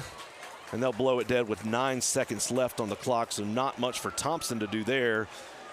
A little nervous with that play clock running down, but very well executed by this Vestavia offense and special teams in what's been a very well executed first half. Yeah, obviously, you look at the score and you'd say, what a win in the first half going to the locker room. But again, you go back, Chad, you go back to the total yardage, 191 to 87. And you really gave them 14 points off 2 turnovers, 1 off a pick 6. So you really dominated. You've run the ball. Your defense is playing really well. We've had really one blown assignment on a touchdown run. Other than that, it's been a really encouraging performance from the Rebels. It's been an awesome first half. Not an awesome start to this drive. The Rebels had a defender come onto the field late. Stay with us at halftime. We'll show the Vestavia Hills High School Marching Band. We'll also have Vestavia Hills City School Superintendent Dr. Todd Freeman joining us. So stay tuned at halftime and then stick around for what promises to be a very exciting second half of this ballgame. I think you said it right. Coach Evans was very concerned coming into this ballgame, not only because you're playing such an outstanding football team, but because of the guys he had injured. And just you play in short man with a team that's really not that deep in the first place. Jacob Watson out, really the pillar of your defense. We can't harp on that enough, Chad. That's a great point. The defense is playing some inspiring ball. The defensive secondary is really playing disciplined. Coach Chad Merrill is calling a great defensive game plan right now. We know Coach Evans is involved in that as well. He's been very active on the sideline. And for Vestavia here, 9 seconds left. Just keep everything in front. Looked like a little early start there for Thompson. Ball's carried up the middle. Nice tackle. So Thompson just content to run the half out. And at the half, you didn't have this one on your bingo card. Vestavia Hills leading Thompson 17-14, and what's just been an incredible performance in the first half for Vestavia. That's been a wonderful first half. We talked about it, and I think Thompson will try to come out. Who can exert their will the third quarter, running the ball between the tackles, keeping the yellow handkerchiefs in the referees' pockets, and and not turning the ball over, I think will go a long way in how this game is decided, Chad. Great first half for Vestavia Hills. They lead Thompson 17-14. At halftime, we'll be right back after this break.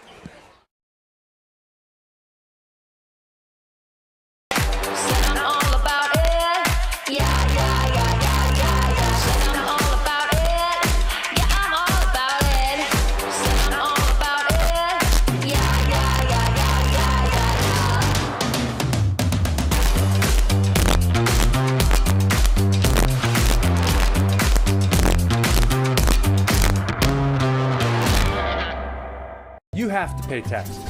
Ugh. It's just part of life.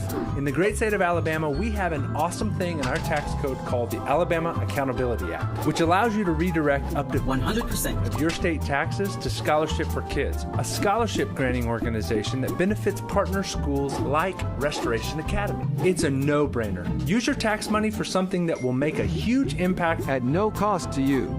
For more information, go to choosera.org. At Birmingham Fastener, every day begins with our core values: integrity, grit, and accountability. We're on the lookout for talented individuals to join our sales and manufacturing teams at one of the nation's leading manufacturers. With over 15 locations nationwide, we offer endless opportunities for growth and success alongside incredible teammates. Be a part of shaping the future of American manufacturing and help us build our nation's infrastructure.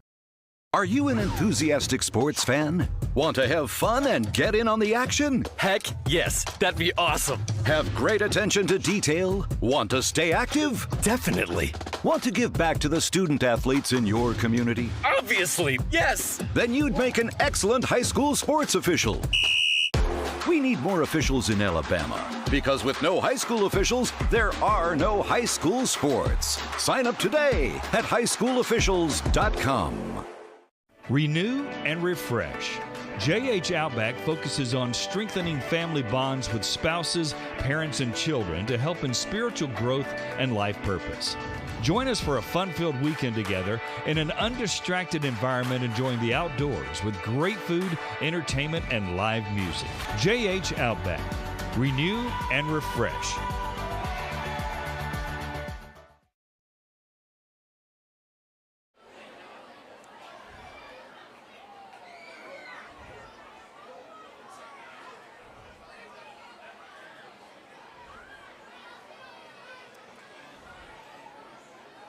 Welcome back to Thompson Reynolds Stadium. We're at the half. A surprise score, 17-14. We're thrilled to be joined by Vestavia Hills City School Superintendent Dr. Todd Freeman. And you coached at one point in your career. What about this football game? Oh, it's fantastic. I mean, Coach has dialed up a really nice game plan. He got them off balance early. I mean, they're tremendous talent on their defense, and that's one of their strengths. I think strongest they've been in a number of years. But he really got them off balance early, gave us a little life. And even what I'm really appreciative of is our boys bounced back after we kind of got down a little bit midway through the way. So battling hard. I couldn't be more pleased. It's been awesome. Yeah. We're midway through the high school football season. School's started. You're a month or so in. Talk about how things have gone so far. Been a good start. The school year flies by. I mean, it's been a few weeks since I saw you, but we've already gone through 3 ball games. And I mean, it just goes so quickly. The busyness ramps up, but it's been an exciting start. A lot of good things happening, a lot of things we're celebrating. Well, and here at the high school, it's a new beginning. Dr. Blair Abnett, the new principal, was named, I guess, in the spring last year and then took over the summer. Talk about how she's done and kind of her new leadership here at the high school. She's a fantastic leader. She came to us during COVID. Her first principalship was 2020. And started at the elementary school, Liberty Park, and then the middle school, and then high school. She's a high school educator, just a seasoned veteran and gifted leader. I think she's given a lot of great energy to the school, and she just has all the makings. And plus, we have a wonderful faculty and staff already, so it's just a really good combination. Look, Vestavia has had a great, rich history of success academically in so many different areas, but you've had some really incredible milestones recently. 23 National Merit semifinalists, the most you've had in a long time, and then just announced recently 86% of the kids that took the AP test scored a 3 or higher, which means they get college credit. The academic success that you're having, it's always been great, but it's been pretty incredible recently. Yeah, and it's significant on a number of reasons. The 23 is the highest in the state this year in high schools. 2 years ago, we did the same thing with, I think, 21. but that's the highest since 2006. What that means is it gives a lot of kids opportunities to get into a funnel for additional scholarship opportunities.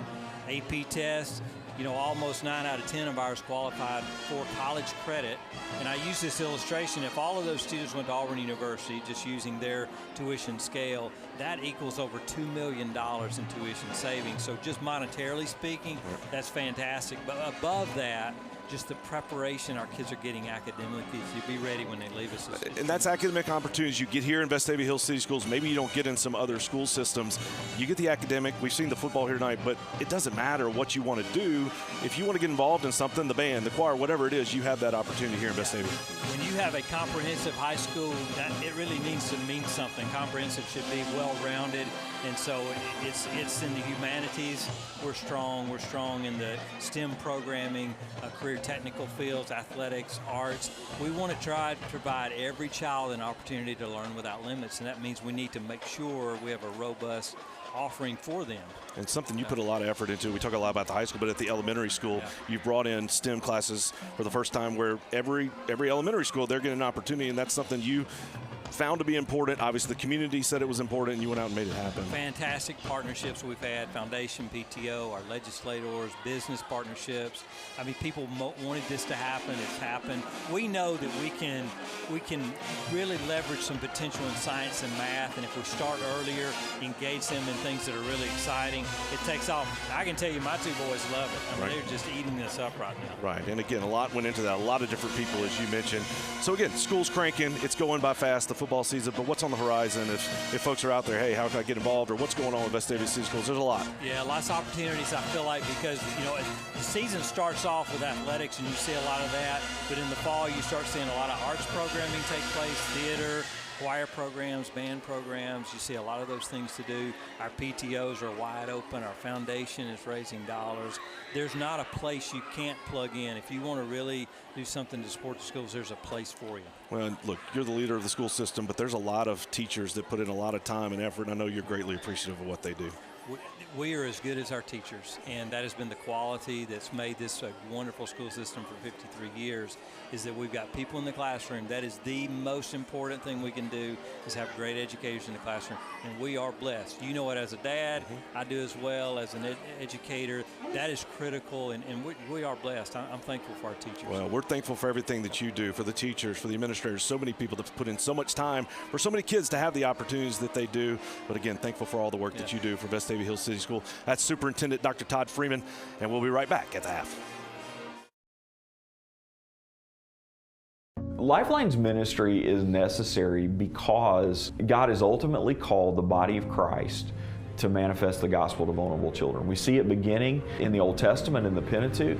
God continues to renew that call over and over and over again to the people. Lifeline, in its role, comes alongside the church with that very narrow specialization to allow the church to live out the mission that the church has been given to proclaim the gospel through orphan care.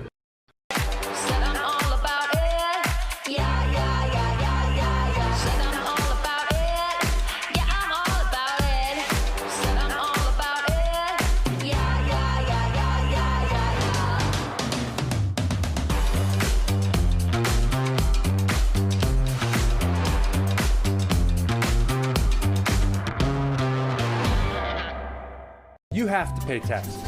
Ugh. It's just part of life. In the great state of Alabama, we have an awesome thing in our tax code called the Alabama Accountability Act, which allows you to redirect up to 100% of your state taxes to Scholarship for Kids, a scholarship granting organization that benefits partner schools like Restoration Academy. It's a no-brainer. Use your tax money for something that will make a huge impact at no cost to you. For more information, go to choosera.org. Vestavia Hills High School, as the Thompson Band performs on the field. Earlier before the game, the senior football players, cheerleaders, and interns were honored on the field. Right now, we will recognize them here on our broadcast. These are the seniors at Vestavia Hills High School. Start first with the players. Yates Bannon, Noah Black, Grayson Bruno, William Cross, Leighton Downey, Spence Hanna, Monty Hedgeman, Marshall Henderson, Smith King, Bruce Littleton, John David Livingston, Hudson Long,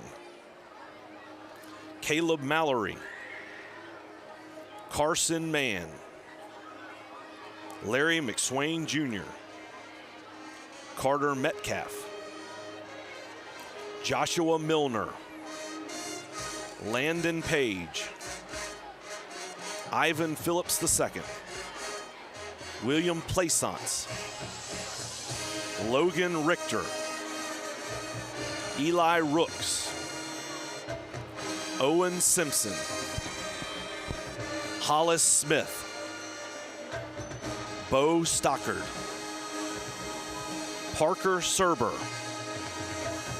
William Tonsmeyer, Talon Turner, Jacob Watson, Chase Webb.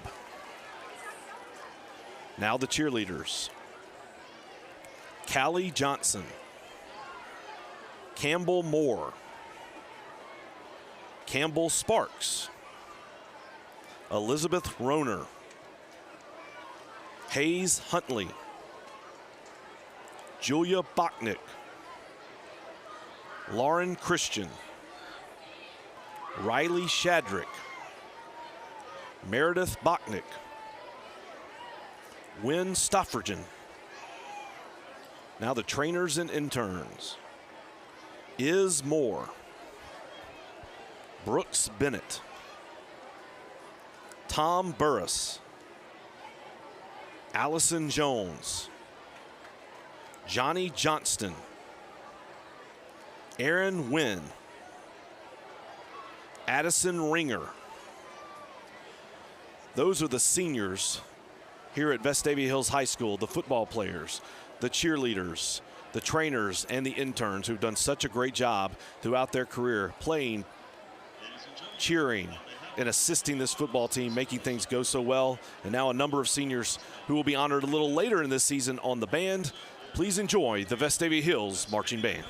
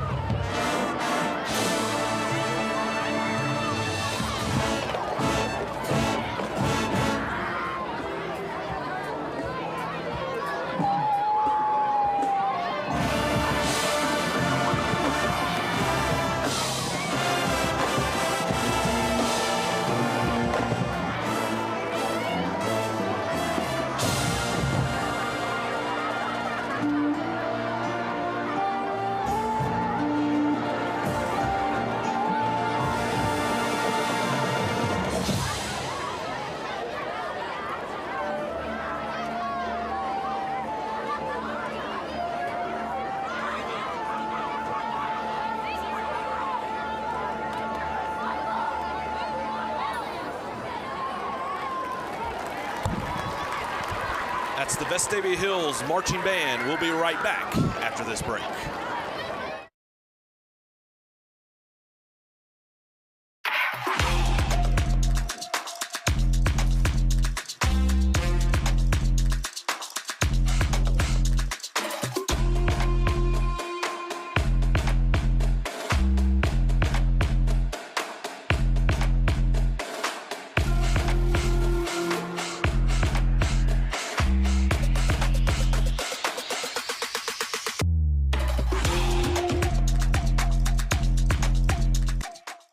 A game without a crowd is just a scrimmage. A performance without an audience is just a rehearsal. Without your presence, high school sports and the performing arts aren't possible. Ensure that these essential extracurricular activities continue to enrich the lives of students in Alabama. Purchase a ticket to your local high school's game or performance. This message presented by the AHSAA. At Birmingham Fastener, every day begins with our core values: integrity, grit, and accountability. We're on the lookout for talented individuals to join our sales and manufacturing teams at one of the nation's leading manufacturers. With over 15 locations nationwide, we offer endless opportunities for growth and success alongside incredible teammates. Be a part of shaping the future of American manufacturing and help us build our nation's infrastructure.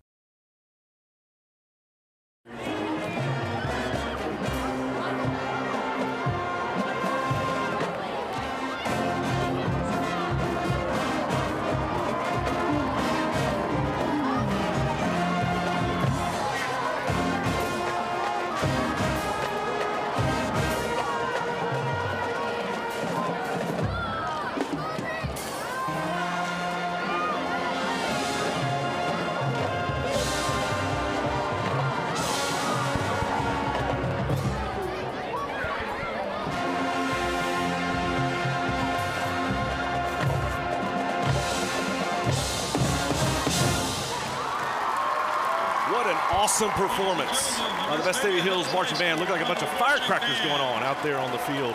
Just an incredible performance. And that's what we talked about with Dr. Freeman. With whatever you want to do, whatever opportunities you'd like to have, you can find that here at Vestavia Hills High School. Not only in the extracurriculars, but also in the academics. And there's just been some incredible success for Vestavia Hills High School academically. We talked about the AP test and the outstanding scores. But last week, it was announced that 23 Vestavia Hills High School seniors were named National Merit semifinalists. That is the most of any high school in the state this year. The honorees are Tashfin Abdullah, Ali Fadalaha Saik, Ishan Gard, Logan Gregory, Kyuan Kim, Terrence Lee, Timothy Lee, Ethan Melanevsky, John Pickett, Andrew Shane, Aishan Singh, Caroline Tyndall, Mingxing Wang, Allison Z, Brian Zhang. That's the first 15. But in addition, 8 of the 23 honorees were student athletes at Vestavia Hills High School. They are Jack Cobb, basketball, Madeline Crawford, cross country, Kendall Field, cross country, Levi Grimm, boys soccer, Logan Hawley, track, Chase Kaiser, track, Parker Liu, tennis. Nicholas Snow, swim and dive. This is the largest group of National Merit semifinalist honorees from Vestavia Hills High School since 2006, when the school had 24. And as we mentioned previously, it is the largest number of honorees of any high school in the state this year. These students are among 16,000 semifinalists nationwide who will have the opportunity to compete for some $26 million in scholarships. They entered this competition by taking the 2023 PSAT test, and the nationwide pool of semifinalists represents less than 1% of high school seniors in the United States. The National Merit finalists will be announced in the spring of 2025, but congratulations to these 23 individuals who were named National Merit semifinalists, and congratulations to Vestavia Hills High School and to Vestavia Hills City Schools for that outstanding academic achievement. So here we are, Danny. Halftime is wrapping up. Everybody is warming up. Vestavia leads 17-14. You couldn't have convinced me this was going to be the score, but here we are. And so now, what does Vestavia need to do to stay in the ball game and have a chance to win it in the fourth quarter? All right, Chad, we're looking at our recipes for an upset. You go to the standard turnover. Thompson's obviously going to turn over. Penalties. I call the draw. 4 penalties.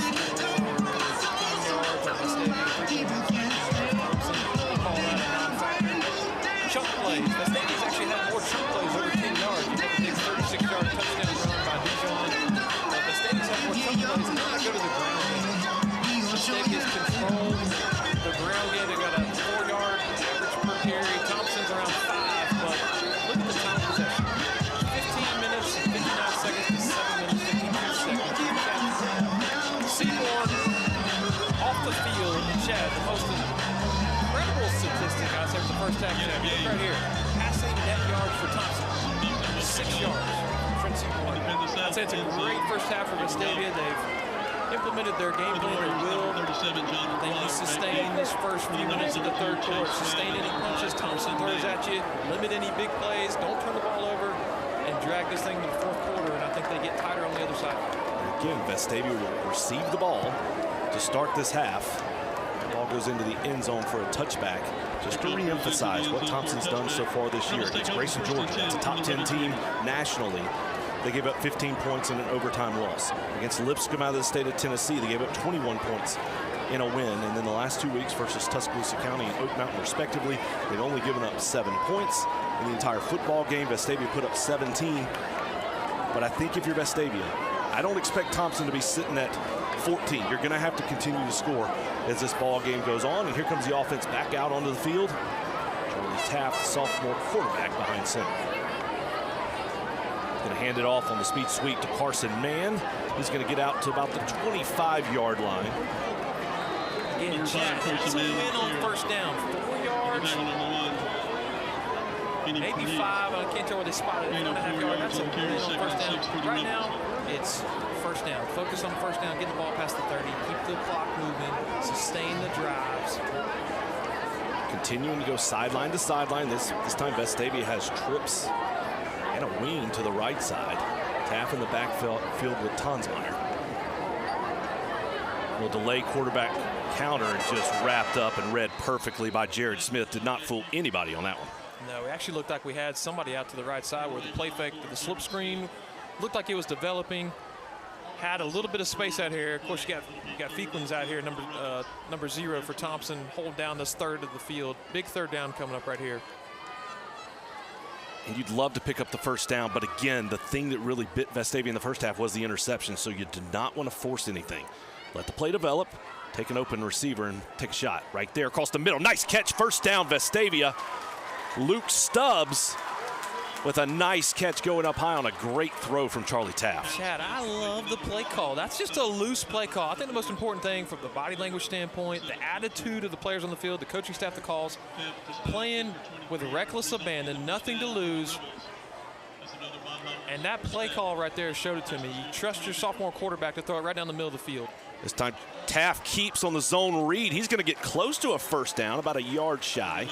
And what I like about that first down throw on the last play, Anton Fagans, the 5-star cornerback, is playing on the bottom of your screen, playing on the near side here. They went to the far side, right? They're going to stay to the to the Thompson side of the field. Did a good job of delivering that pass, and then a great start. First down, like you said earlier, has been just outstanding for Vestavia. Yeah, those third down pickups deep in our territory. Those are. I'm gonna put another asterisk on that play right there. Big play to keep the drive going and see if they can punch it into the Thompson side of the 50.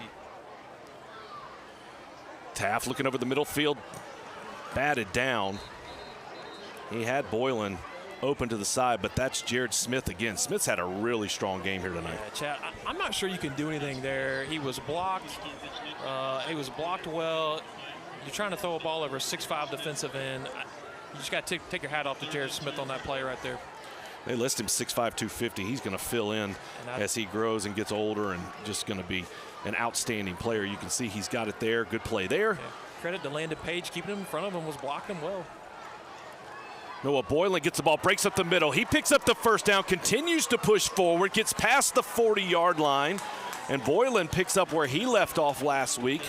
Nice gain and another third down conversion for Vestavia. That makes them 4 of 8 on the night. That was another play. It looked like they had a little penetration in the backfield, enough misdirection to cause those linebackers to hold a little bit, and Boylan shoots the gap, gets the first down. Boylan to the outside. He gets to the edge and tripped up. Nice defensive play there by Perrin to track it down. If he doesn't, it looked like Boylan had a chance to get to the edge and pick up even more, but two yards on first down. And I don't hate that play. You get the Thompson defense running to the near side of the field, the near hash, side to side.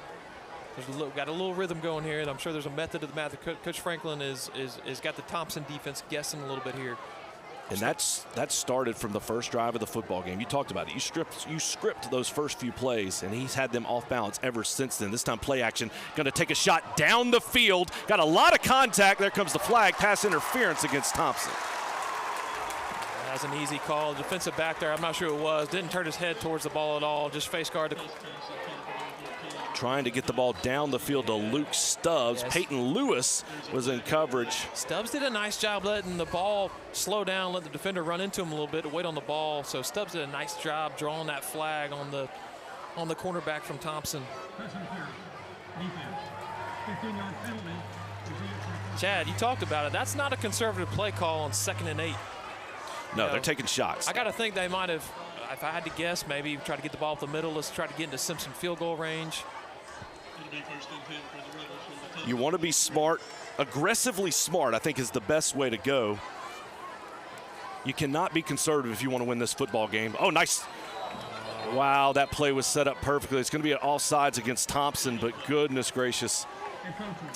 It was a counter play bringing Littleton back around, and there looked like a lot of space. Hard to tell if you were going to get to the second level and cut off the Thompson linebackers, but oh, that was a great play call. Chad, I'm not sure what you even called that play. That was a XY, R2, L2, L1 on the PlayStation there. Yeah, that had a misdirection. It had it's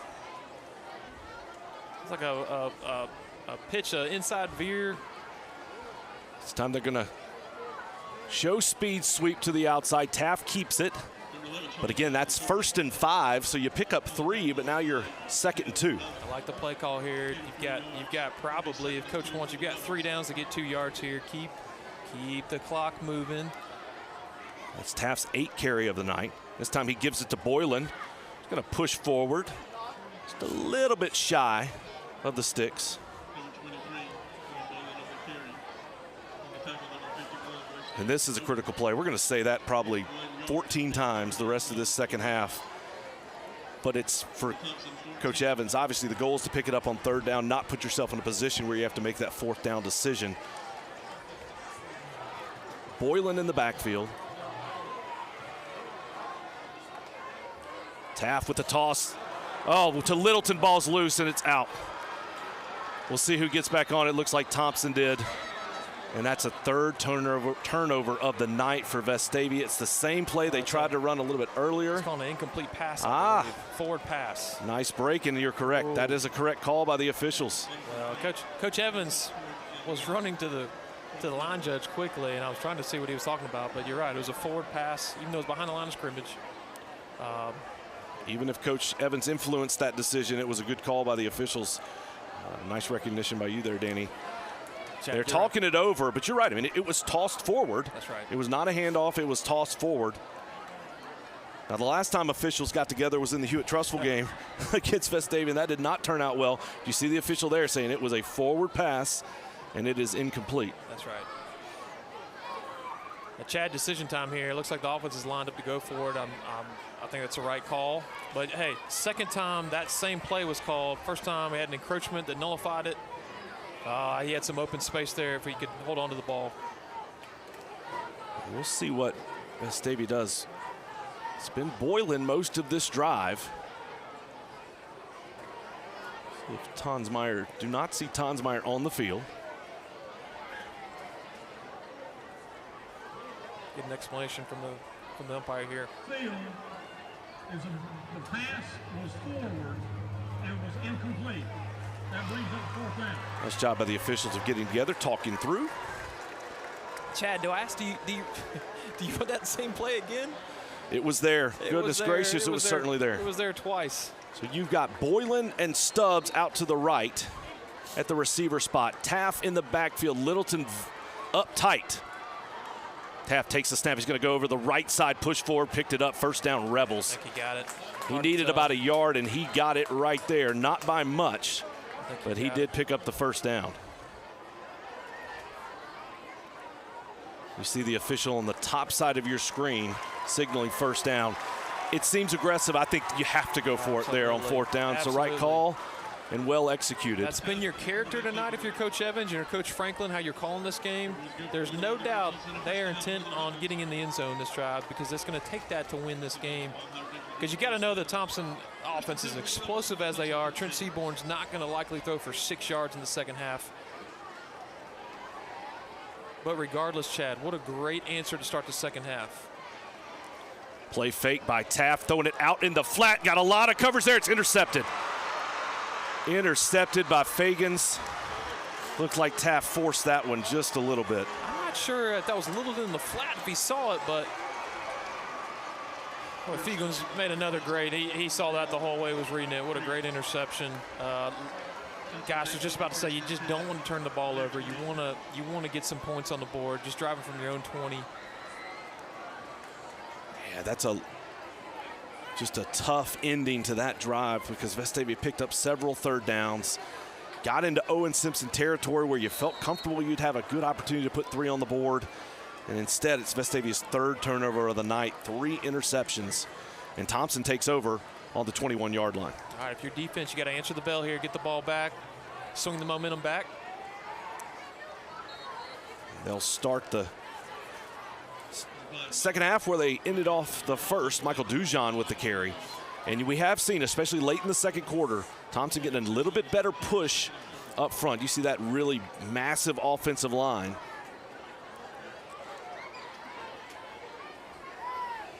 Second and 4.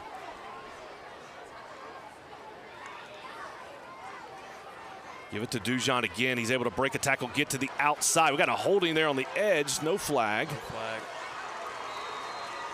Ooh, looked like they had Downey wrapped up pretty good, but that's a really nice carry there by Thompson. They're getting some movement in the running game. We do have a flag that came out late. Chad, you're right. I thought Downey was held a little bit, but he did a good job holding contained there with a receiver draped on his inside shoulder. Keep that from bouncing outside for an even bigger game. Nice job by Leighton Downey there, the senior, number 4. Looks like it's going to be some type of personal foul. The referee has brought out his card. So this is a pretty big play here. The result of play is going to be a first down. And it's just a matter of, are you going to move that ball 15 yards into Vestavia territory, or is it going to back Thompson up when they have some very nice momentum going?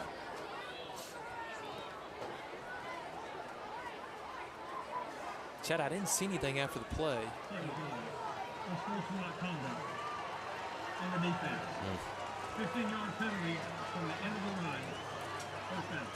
Yeah, tough to see there. Yeah, I didn't see any extracurricular after the play, but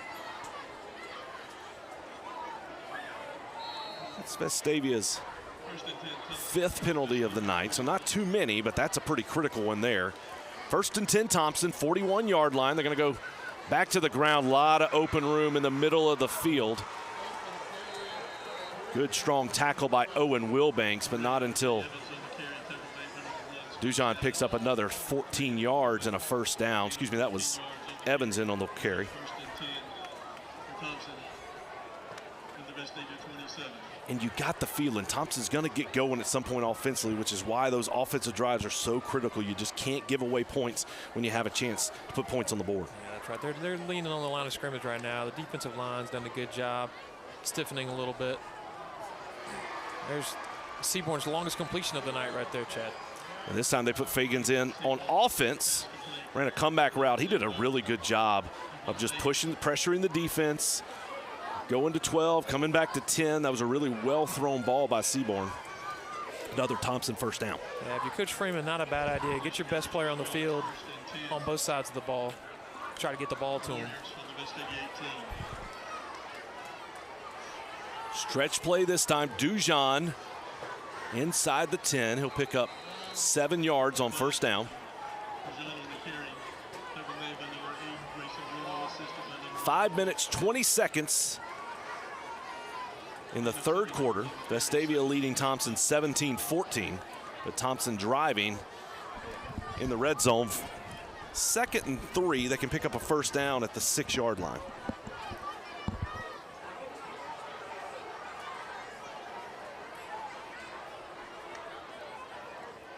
Dujon up the middle, nice strong tackle, Grayson Bruno. And that's going to keep him short of the first down, bring up a 3rd and 2. Grayson Bruno, stand out, the senior number 8, the will linebacker position. Nick Williams is really doing a nice job in tandem tonight. You mentioned Watson being out, but Cross Tonsmeyer out as your spur. So those guys are doing a great job filling in right now. Hey, this would be a win right now if you can hold them to 3 points. Let's see if they dial up some pressure. Seaborn gives the ball again to Dujon, fumbles the ball a little bit. Oh, fights forward. He is right at the sticks. This is going to be really, really close. Vestavia had a chance to make that tackle for a loss, and they're going to say first down. Yeah, what a great. Right there at the 6-yard line. That's where he had to get, and he got right to it. What a great tackle. I couldn't see who was on the initial form tackle. It was just, I've got to give Dujon a lot of credit for leaning forward, spinning off the point of contact and falling forward. That's such a big deal with running backs. Fall forward for a couple yards. Big time conversion by Thompson. Seaborn looks the wrong way, then he's just going to throw the ball away. Oh, goodness gracious. He was throwing the ball away, number 1. Number 2, you had several linemen down the field. That was supposed to be a run call. I'm not sure that was a catchable ball. Threw it out the back of the end zone, almost landed on the track. And not only that, he was blocking. He was blocking because that was a run play. He was blocking, you're right. That's what the contact was the receiver blocking. Clearly, Seaborn wanted to hand the ball off. He turned the wrong way, or the running back went the wrong way, one of the two. Goodness gracious, that's a tough call against the Rebels. That can't be a, he wasn't even running a route. I'm not sure. So tough break there for Vestavia. Pass interference against the Rebels. Yeah, that's. It's been a pretty well officiated game. I think they missed that one. Yeah, I think that was a clear missed call. Not sure if it was a catchable ball. Half the distance to the goal. Repeat first down. The receiver was stock blocking the cornerback. Yeah, that's just a miss by the officials. Again, it was a run play, and you had linemen 3-4 yards down the field. Here goes back on the ground. Dujon off tackle into the end zone, and Thompson regains the lead. A nice answer by the Thompson offense to drive down. A little mix of run and pass. Starting to lean on their interior line a little bit. They've got a little bit of a weight advantage. Again, Chad, look at the time of possession, the total yardage. Vestavia's still moving the ball. So you get the ball back, you just move the ball down inside their 20 and gave it up on your third turnover of the night. Get the ball back, sustain a drive. You got to put points on the board. It would have been nice to have 3 or 7 that last one, but hey, it's still a ball game, Chad. 3 minutes left in the third quarter. You still have an opportunity. Thompson puts the extra point through. It's 21-17. Thompson regains the lead. 3 minutes, 54 seconds left in the third quarter. We'll be right back on the Rebel Nation Sports Network.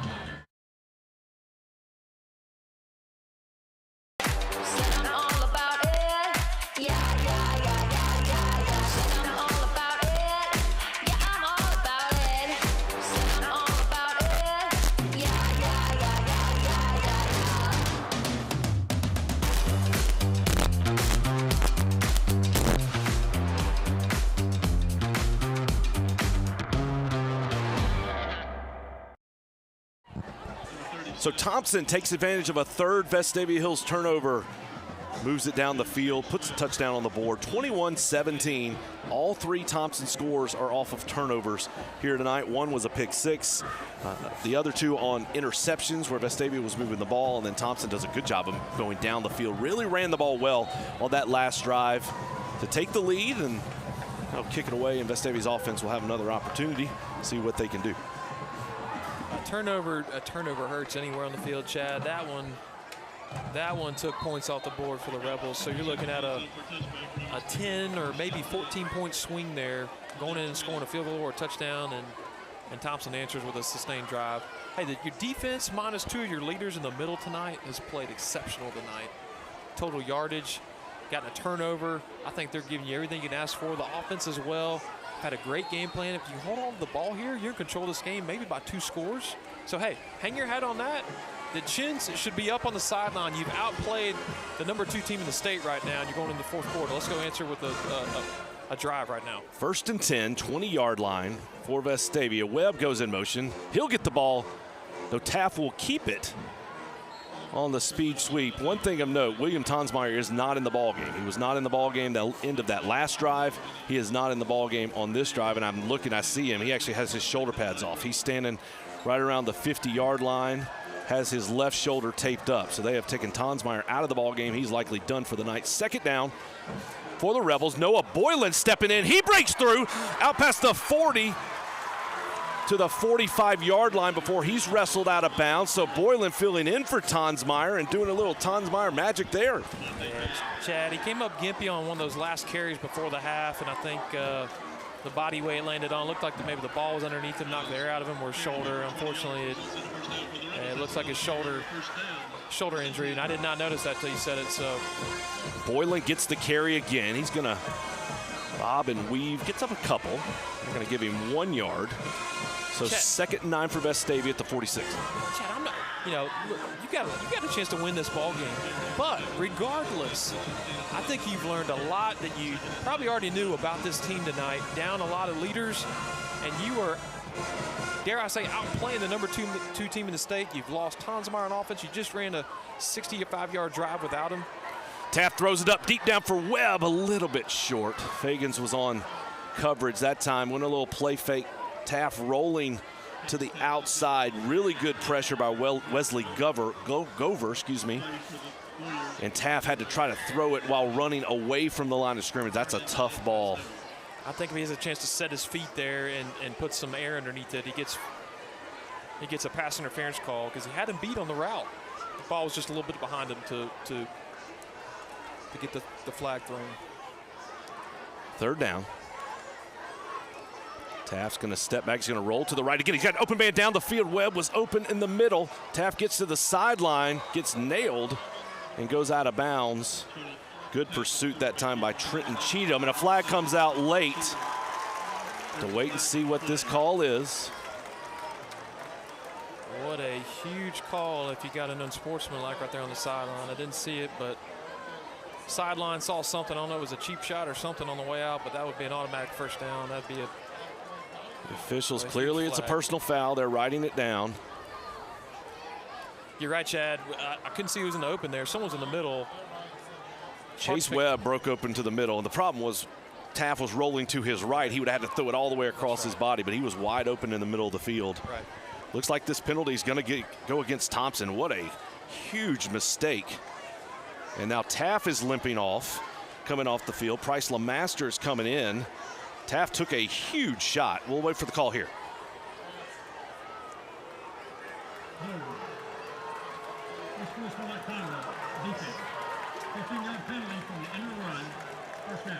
So Taft is going in the tent to be looked at. Price LeMaster comes in what's a critical drive.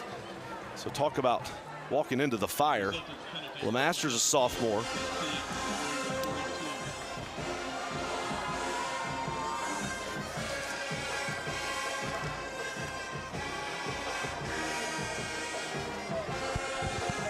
Run off the left side. Chad, that's another 1st down, 4 to 5 yard run. Great start to this new set of downs right here. Got to have points on this drive. I got to think this is 4-down territory. If you get down inside the 35, you're in Owen Simpson's range. It'd be nice to get another 10 right there. Lemaster's going to hand it off to Boylan. Continues to fight for it. Takes a shot. Going to get just shy of the 35-yard line. They're marking him at the 36.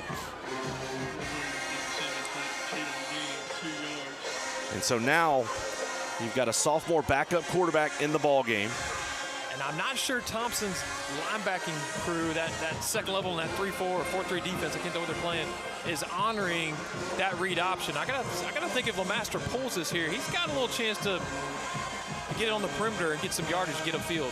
Littleton's in the backfield. They'll give it to him. He'll push forward. He gets to the 33. He needed the 33. He got right there. This is going to be very close. They're signaling he picked up the first down. It's another conversion for Vestavia. That gets them to 6 of 12 on the night on third down, and very impressive. What's gotten me is the way that Vestavia has been able to run the ball here tonight. Just continue to push forward, picking up, feeling confident that they're willing to run the ball on third down. They've carried the ball 42 times tonight, 161 yards. And I think everybody in the stadium knew that was going to be an inside give with a backup quarterback. There goes Littleton again. He breaks a tackle, gets inside the 25. He'll pick up 9 yards on first down. We sound like a broken record, but Vestavia is so strong running the football against this outstanding front seven for Thompson. That was some yak yardage there by Littleton. I love. Took a little contact in the backfield and pushed forward for about a 9-yard gain. Again, Chet, the offensive line for Vestavia gives up some pounds on the front line there, and they are moving and opening up holes on this Thompson defensive line and the second line. Littleton's going to get it again, straight ahead, breaks out inside the 20, inside the 15, pushing forward. He's going to go down at the 8-yard line. That's another Vestavia Hills first down. Less than a minute to go here in this third quarter. Vestavia driving, trailing Thompson 21-17. And now we have a Thompson player that's gone down. Thompson player down on the field. We'll take the break with them. And 21-17, late third quarter. We'll be right back after this.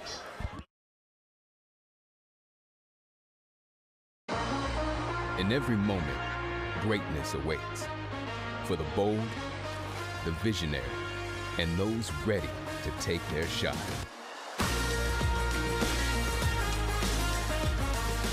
Here, we don't chase success, we define it.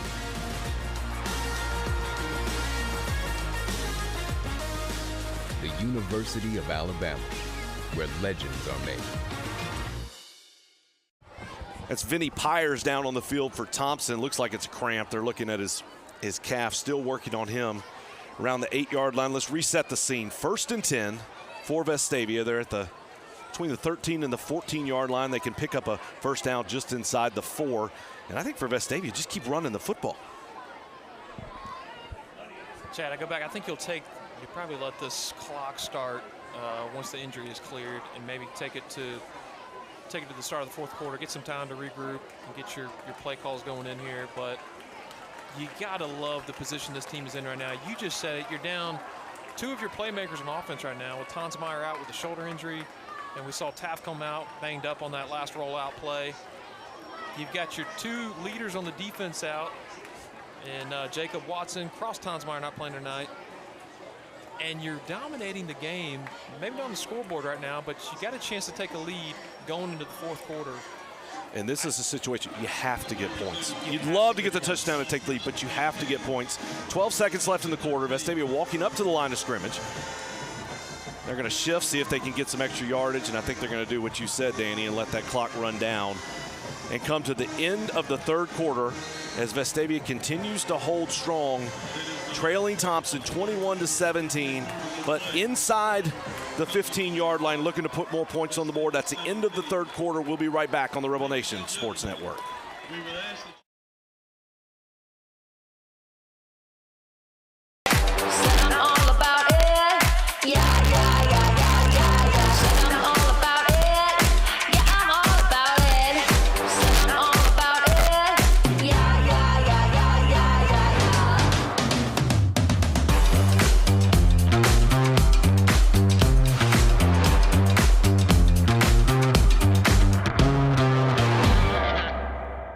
have to pay taxes. Ugh. It's just part of life. In the great state of Alabama, we have an awesome thing in our tax code called the Alabama Accountability Act, which allows you to redirect up to 100% of your state taxes to Scholarship for Kids, a scholarship granting organization that benefits partner schools like Restoration Academy. It's a no-brainer. Use your tax money for something that will make a huge impact at no cost to you. For more information, go to choosera.org.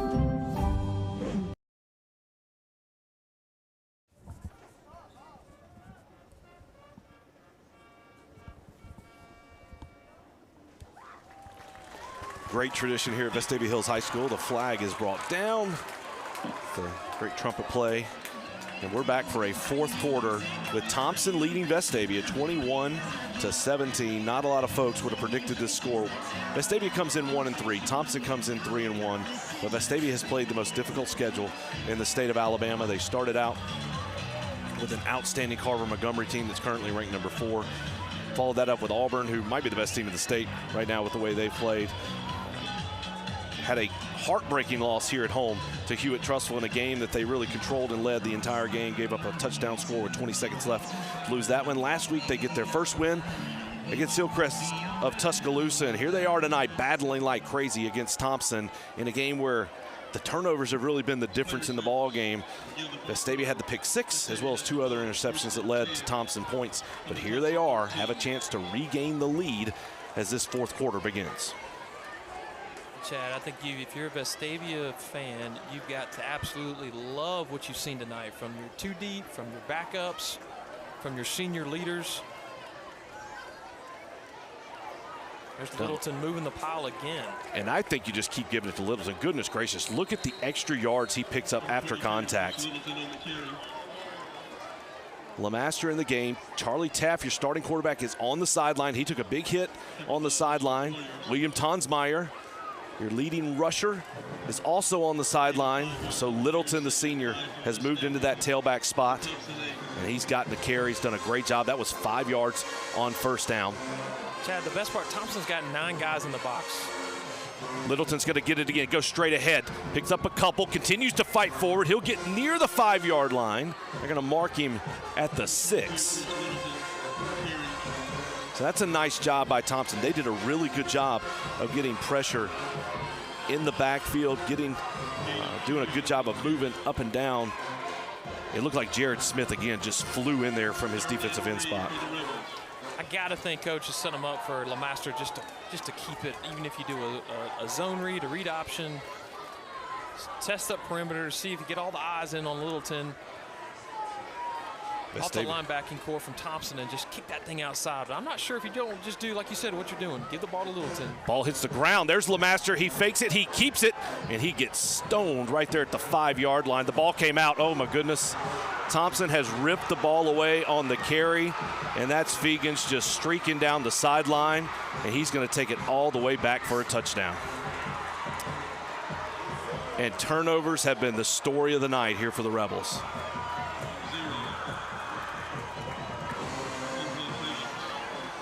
Just a worst-case scenario for Vestavia. Once again, inside the red zone, they did exactly what you said. They'd run so many balls up the middle. Would they pull it and bring LeMaster out to the side? It started with a bad snap. He had to get it on the ground.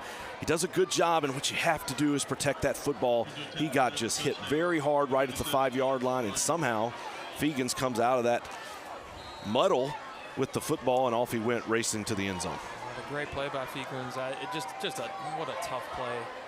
LeMaster was fighting for the yardage. I thought forward progress might have been stopped, but I didn't see much pushback on the sideline. He was still fighting for forward yardage, and the way Fegans made the tackle, the ball just came right out of LeMaster's hand.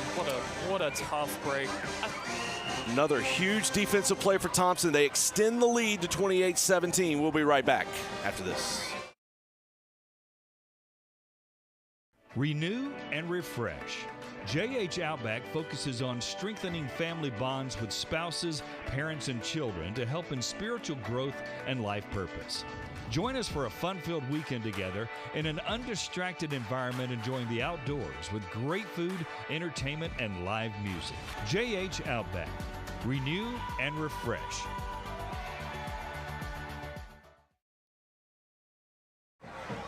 Welcome back to Thompson Reynolds Stadium. 10 minutes, 25 seconds to go in the fourth quarter.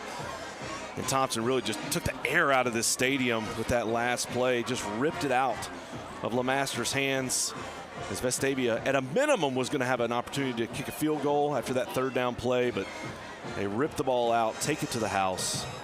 Just a huge momentum-changing play here in this ball game. You know, it's one of the reasons we love athletics and sports, and football in particular. Listen, you deserve things that don't go your way sometime, but Vestavia has really earned a better score than's on the scoreboard right now. But hey, 10 minutes left. Let's pick it back up. Carson Mann takes it at the 3. He's going to get to the outside, past the 25 to the 35. And a nice tackle on the sidelines by John Allen McGuire. If he doesn't make that tackle, Mann takes it to the house. Mann had a touchdown, kickoff return for a touchdown against Auburn. Had a chance there, but a nice tackle by McGuire. And so here comes the Vestavia offense again. They've done such a good job of moving the ball up and down the field, as they're doing it without their starting quarterback, without their leading rusher. We'll see if they can't continue to put some consecutive plays together, but you got to flush that last drive and really focus on, let's try to go get back down the field. It's tough for me to flush last drive, and I'm not on the field, so I'm interested if Coach Franklin opens up the playbook here a little bit for LeMaster. You have to get the ball in the perimeter a little bit. There's our answer right there. And Smith made a great play. Smith's doing a really good job of reading those screenplays. He obviously had the interception earlier on the screenplay, and that time just read that perfectly. They sent Littleton down the sidelines to clear it out. But really well done by Jared Smith to read that play and knock it down. Chad, I go back to the stats. Total yardage 294 for Vestavia, 157 for Thompson. You've held Seaborn, arguably one of the best prospects in the state, to a 2-for-8 passing game for 17 yards. But the 4 turnovers obviously are the difference right now. Noah Boylan going to carry it. He pick up 3 yards. That's going to put Vestavia in a 3rd and 7.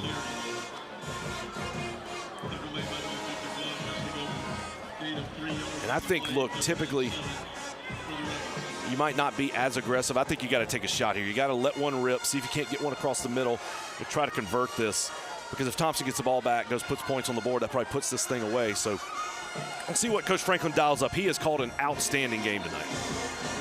I think you'll walk away from this game after it's over, how it ends. You're going to be incredibly proud of the performance, the guts, responding to adversity. Another interception. That is the 4th interception of the night, 5th turnover of the night for Vestavia, and Trey Knight with the pick 6, and that's 6 more for Thompson. He just sat on that comeback route. Saw it, sat on it, and broke underneath it, picked it, and took it to the house.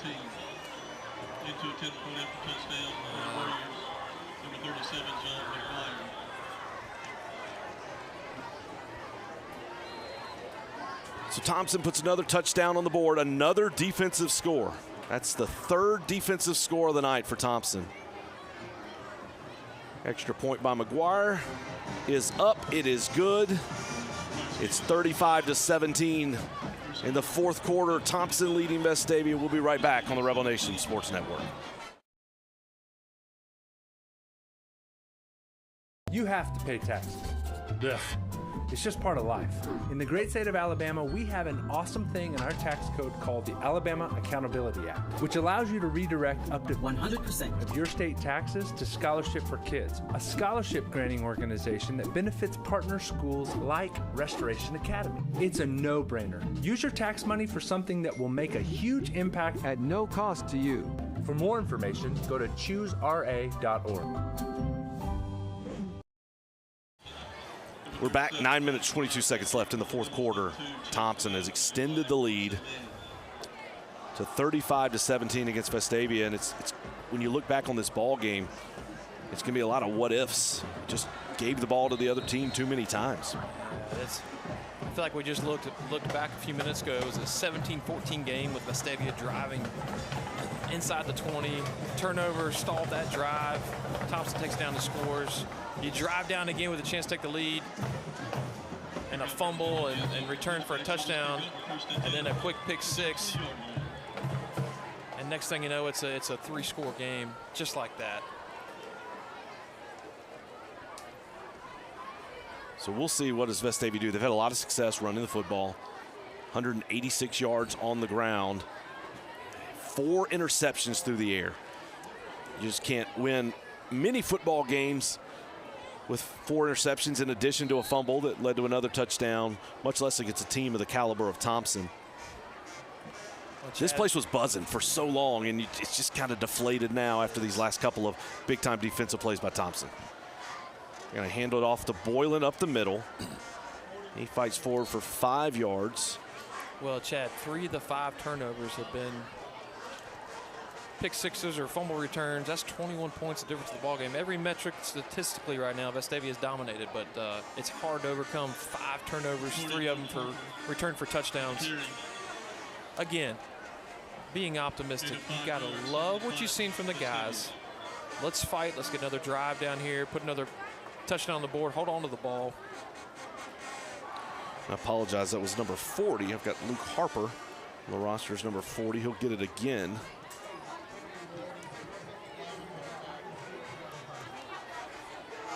And now for Vestavia, it's going to just be so tough. You've got just so many guys injured, and just can't say enough about what the Rebels have done here tonight. Without Harper, excuse me, without Watson, without Cross Tonsmeyer on defense, and now in this second half, you've been without William Tonsmeyer on offense, and then Spence Hanna, Charlie Taft goes out offensively. Just looking for answers and what can you put together. LeMaster, another handoff, going to go off the right side. Thompson there to make that tackle. That's a gain of about 2 yards on first down, second down. Chad, you talked about it before the game. The off week comes is such a clutch time, and especially with a couple of these in-game injuries. Just looking ahead, you think about the health of Tonsmeyer and Taft, obviously off the top of your head, a few other guys banged up, but I think you get through this last 8 minutes of the game, injury-free, eat the clock up a little bit. There's a nice run over the left side. You look at the scoreboard again, it tells a completely different story than your eyes will tell you from watching this game and what the stat sheet shows you. But turnovers, the great equalizer in a game like this. But again, you got to be proud of the guys for stepping up. The defense has played a great game. Defensively, you've held a Thompson offense to 11 minutes in time possession. Chris Seaborn, you said it earlier, 2 of 8 for 17 yards and a pick. That snap goes low. LeMaster is able to hand it off to Luke Harper. That's going to be short on the third down. Vestavia will have to punt it away. That's going to be a hard thing for these guys. The off week is coming at the perfect time. You're going to have a chance to regroup. Goodness gracious, you need to get a little more healthy with the number of guys that Vestavia has hurt. But you can kind of mentally refresh. Vestavia has to be the best 1-4 team in the state. Might be the best 1-4 team in the country. I'd put them against anybody. Look, you don't want to be 1-4. What a great kick. Great job, Owen Simpson. He's going to do it all the way down to the 2-yard line. Coach Evans knew coming into the season this schedule was tough.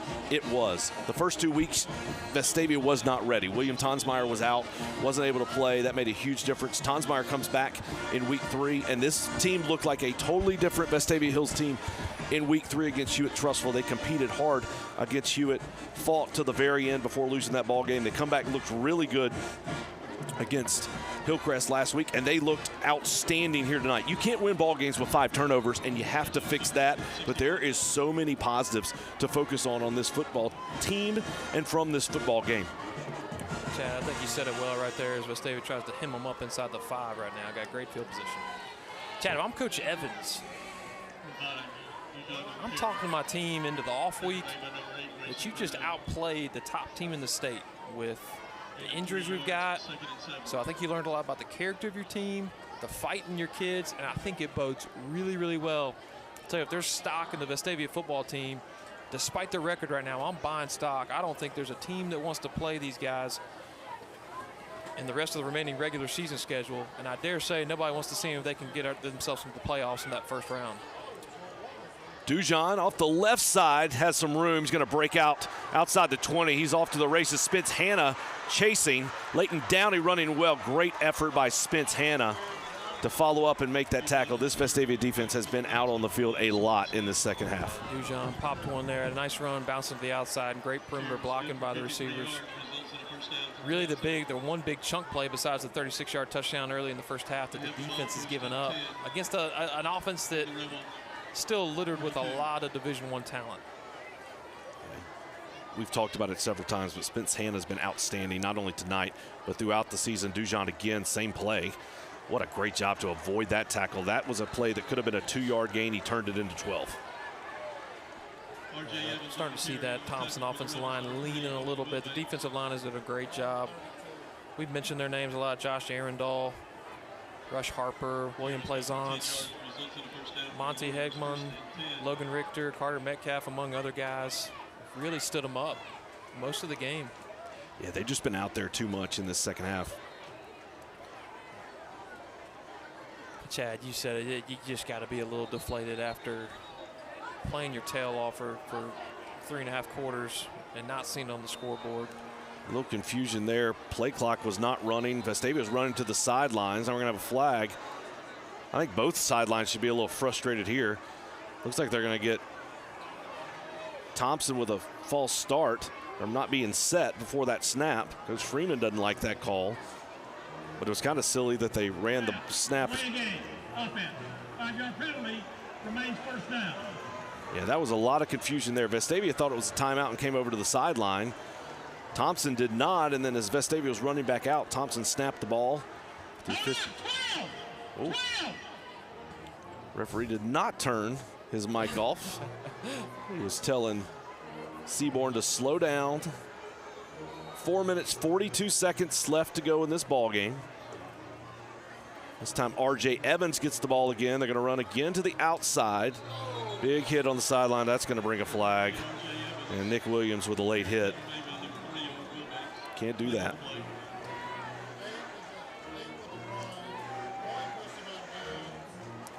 It was a really strong play there by the Vestavia defense. Oh, we got somebody shaking up here for Vestavia. A lot of bodies on that side running to the near sideline from the near hash. And that's Daniel Richardson. I mean, Vestavia just cannot afford another injury.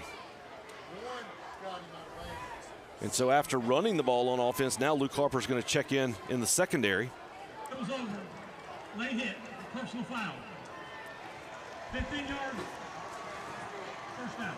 Chad, I'm looking at the sideline. It's a not just this game, a culmination of the first four weeks in the competition you're playing and just a physical toll. It's a little bit of a mash unit, and they're just hanging in there. Again, I think with 4 minutes left in this one, you start to look at that back half and say, let's focus, let's get healthy in this off week. So many good things tonight to key in on and be encouraged by. Defensively, you really stoned one of the top offenses in the state, top quarterbacks in the state. Offenses moved the ball. Really should have put up more points than anybody's come close to all year, if not for a couple turnovers deep in the territory. So again, you just got to turn. This one hurts the second half. You really had a chance to really pull off a major upset on these guys. But it's a long season, a lot of football left to go. Obviously, you flush it and you move on to the off week and try to get healthy. R.J. Evans on the carry for Thompson. Paxton Ussery in on the tackle. A lot of sophomores, and this is a really strong sophomore class, obviously led by Charlie Taft, the quarterback. Paxton Ussery is a sophomore as well, and this is a group you're going to hear a lot from, not only as this season goes along, but certainly in the next 2 years. I love how the defense is flying to the ball tonight. Spence Hanna leading back there. Downey's had some good plays tonight. Richardson. McSwain's made some great plays in single coverage. Owen Wilbanks, William Cross. Like some confusion there. Yeah, you got every single Thompson offensive lineman thought that was a run play. You see Coach Freeman there on the left side of your screen really getting on Trent Seaborn. That's the second time tonight that he's gone to pitch the ball, hasn't, and then has thrown the ball down the field out of bounds. Because of that, your offensive lineman thought it was a run play. They were blocking down the field. It's an ineligible receiver downfield on those offensive linemen. The last time that happened, Vestavia had a pass interference called against them in the end zone, which was a tough call. They gave Thompson a first down, but that's the second time tonight for that. So move them back, 2nd and 11. Chad, you touched on why they get a call in from the sideline. I don't think Coach Freeman's going to be really happy with his performance of his team tonight. Now, his defense obviously stepped up and made some big plays when they needed to, but offense has not been clean, not been efficient. R.J. Evans again to the sidelines.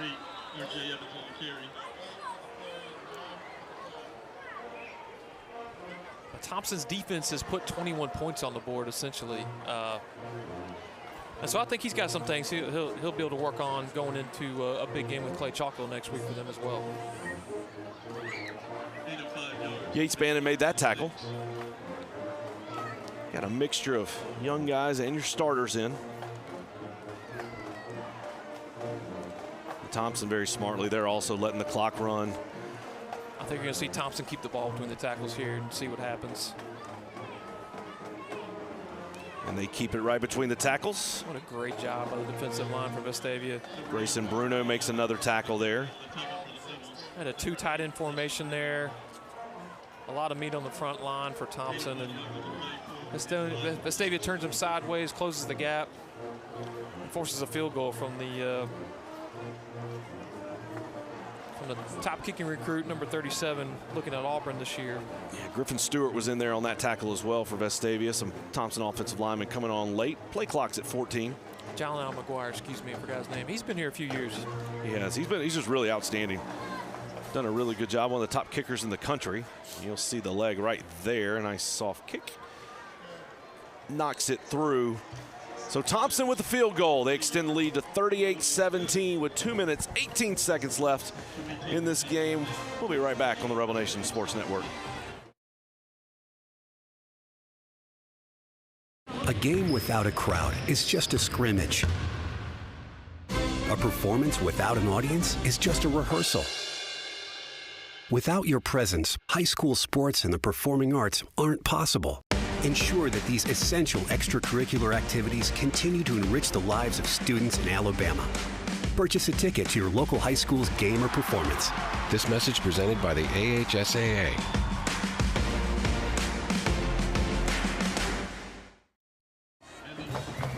Welcome back, Thompson Reynolds Stadium. Vestavia about to fall in 1-4 on the season, 1-2 in the region. So what you start doing is you start looking at the scoreboard. And for Vestavia, it's very simple.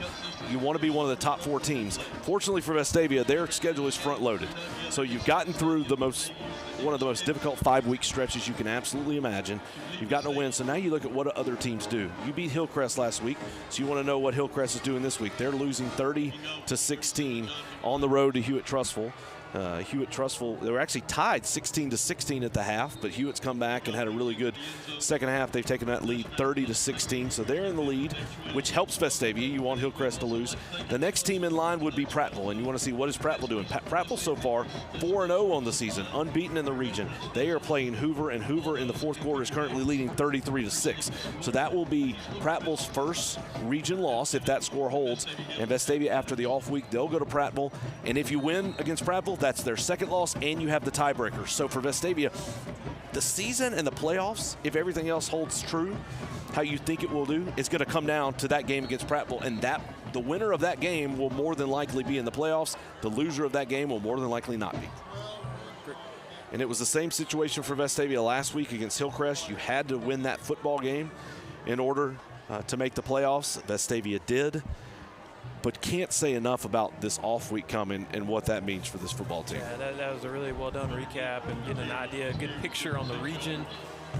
Because again, anybody that knows Alabama high school football, in particular 7A Alabama high school football, and in particular Region 3, is going to know if you can survive the region, you've got a chance to win the state.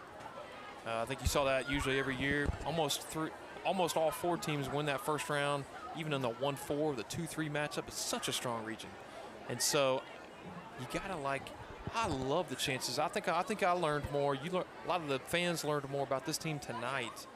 And I would also kind of clump it in with the Hewitt-Trussville performance. Just a heartbreaker at the end of that game when you controlled it, you out-schemed, you out-play called, you controlled the ball, and it just got away from you late. I kind of like tonight. Maybe a little difference with the turnovers, but you take 2 teams that are perennially in the top 4, top 2 every year in Hewitt-Trussville and Thompson, and you really can make a case that you outplayed them on your home field, and one of them without maybe 3 or 4 of your top playmakers. And so I'm telling my team that. I think they believe in themselves, but they don't. I am harping on that in the off week, getting healthy. Again, I love where this team is going. The record might not show it right now, but I am all in on this team the second half of the season. You control your destiny, get in the playoffs, and then, as evidenced tonight, Chad, you can play with anybody in the state and beat anybody in the state. I think we know that, but we saw it tonight. The scoreboard might not show it, but the performance has. I agree with you 100%. If you just look at the numbers and you just look at the schedule, it's like, ooh, they're in a tough spot. But the reality is, get healthy over the off week, win against Prattville, and you are in the driver's seat. Exactly right. Vestavia still controls their own destiny to get to the playoffs, and they've gotten through, again, a very tough stretch. They went 1-2. If you still go back to, if Vestavia had won that Hewitt game, man, we'd be talking about what seed could you potentially be a 2 seed. What if you're healthy tonight? What would? But ifs and buts, you don't really want to talk about those. You want to focus, and this is the schedule. Right. This is the way it's going to be. You're going to have another L there against Thompson. It's going to go to 1-4. But then you go to Prattville. That game will actually be played in Wetumpka for those.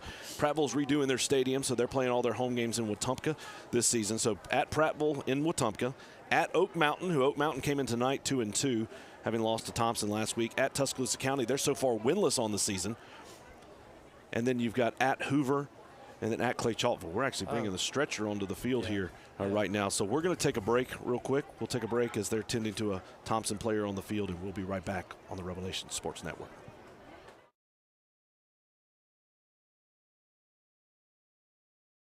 At Birmingham Fastener, every day begins with our core values: integrity, grit, and accountability. We're on the lookout for talented individuals to join our sales and manufacturing teams at one of the nation's leading manufacturers. With over 15 locations nationwide, we offer endless opportunities for growth and success alongside incredible teammates. Be a part of shaping the future of American manufacturing and help us build our nation's infrastructure. Are you an enthusiastic sports fan? Want to have fun and get in on the action? Heck, yes. That'd be awesome. Have great attention to detail? Want to stay active? Definitely. Want to give back to the student athletes in your community? Obviously, yes. Then you'd make an excellent high school sports official. We need more officials in Alabama, because with no high school officials, there are no high school sports. Sign up today at highschoolofficials.com. Renew and refresh. JH Outback focuses on strengthening family bonds with spouses, parents, and children to help in spiritual growth and life purpose. Join us for a fun-filled weekend together in an undistracted environment, enjoying the outdoors with great food, entertainment, and live music. JH Outback. Renew and refresh.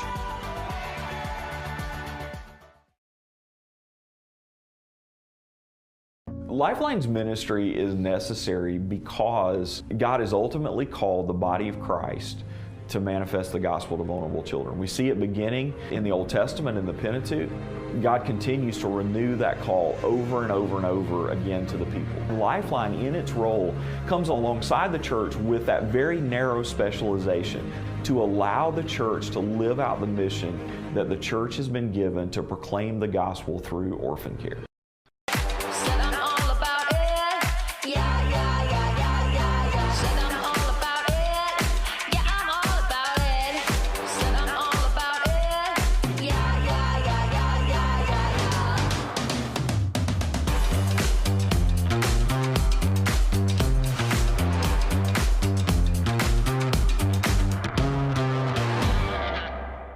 You have to pay taxes. Ugh. It's just part of life. In the great state of Alabama, we have an awesome thing in our tax code called the Alabama Accountability Act, which allows you to redirect up to 100% of your state taxes to Scholarship for Kids, a scholarship granting organization that benefits partner schools like Restoration Academy. It's a no-brainer. Use your tax money for something that will make a huge impact at no cost to you.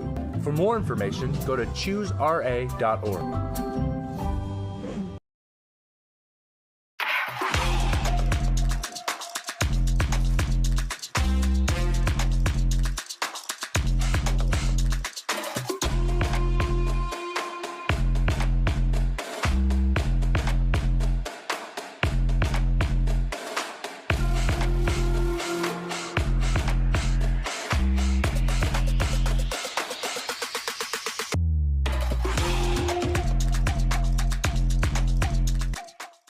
A game without a crowd is just a scrimmage. A performance without an audience is just a rehearsal. Without your presence, high school sports and the performing arts aren't possible. Ensure that these essential extracurricular activities continue to enrich the lives of students in Alabama. Purchase a ticket to your local high school's game or performance. This message presented by the AHSAA. At Birmingham Fastener, every day begins with our core values: integrity, grit, and accountability. We're on the lookout for talented individuals to join our sales and manufacturing teams at one of the nation's leading manufacturers. With over 15 locations nationwide, we offer endless opportunities for growth and success alongside incredible teammates. Be a part of shaping the future of American manufacturing and help us build our nation's infrastructure. As respected industry leaders, we are here, working hard for you in an effort to provide you with excellence in sports medicine and excellence in sports injury prevention. We're here for the coaches, athletic trainers and mentors who are shaping the next generation of legends. We are here to help keep your kids and family safe and healthy. We are here for you, aggressively pursuing victory over injury.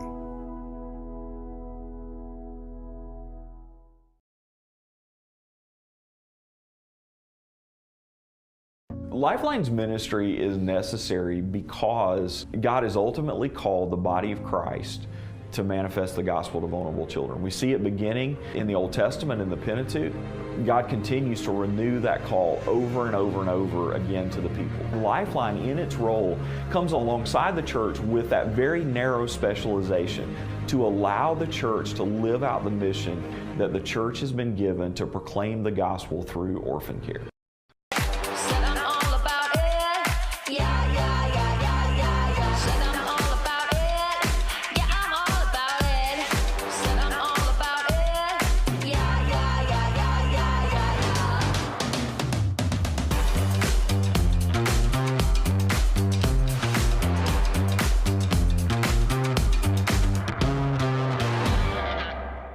You have to pay taxes. Ugh.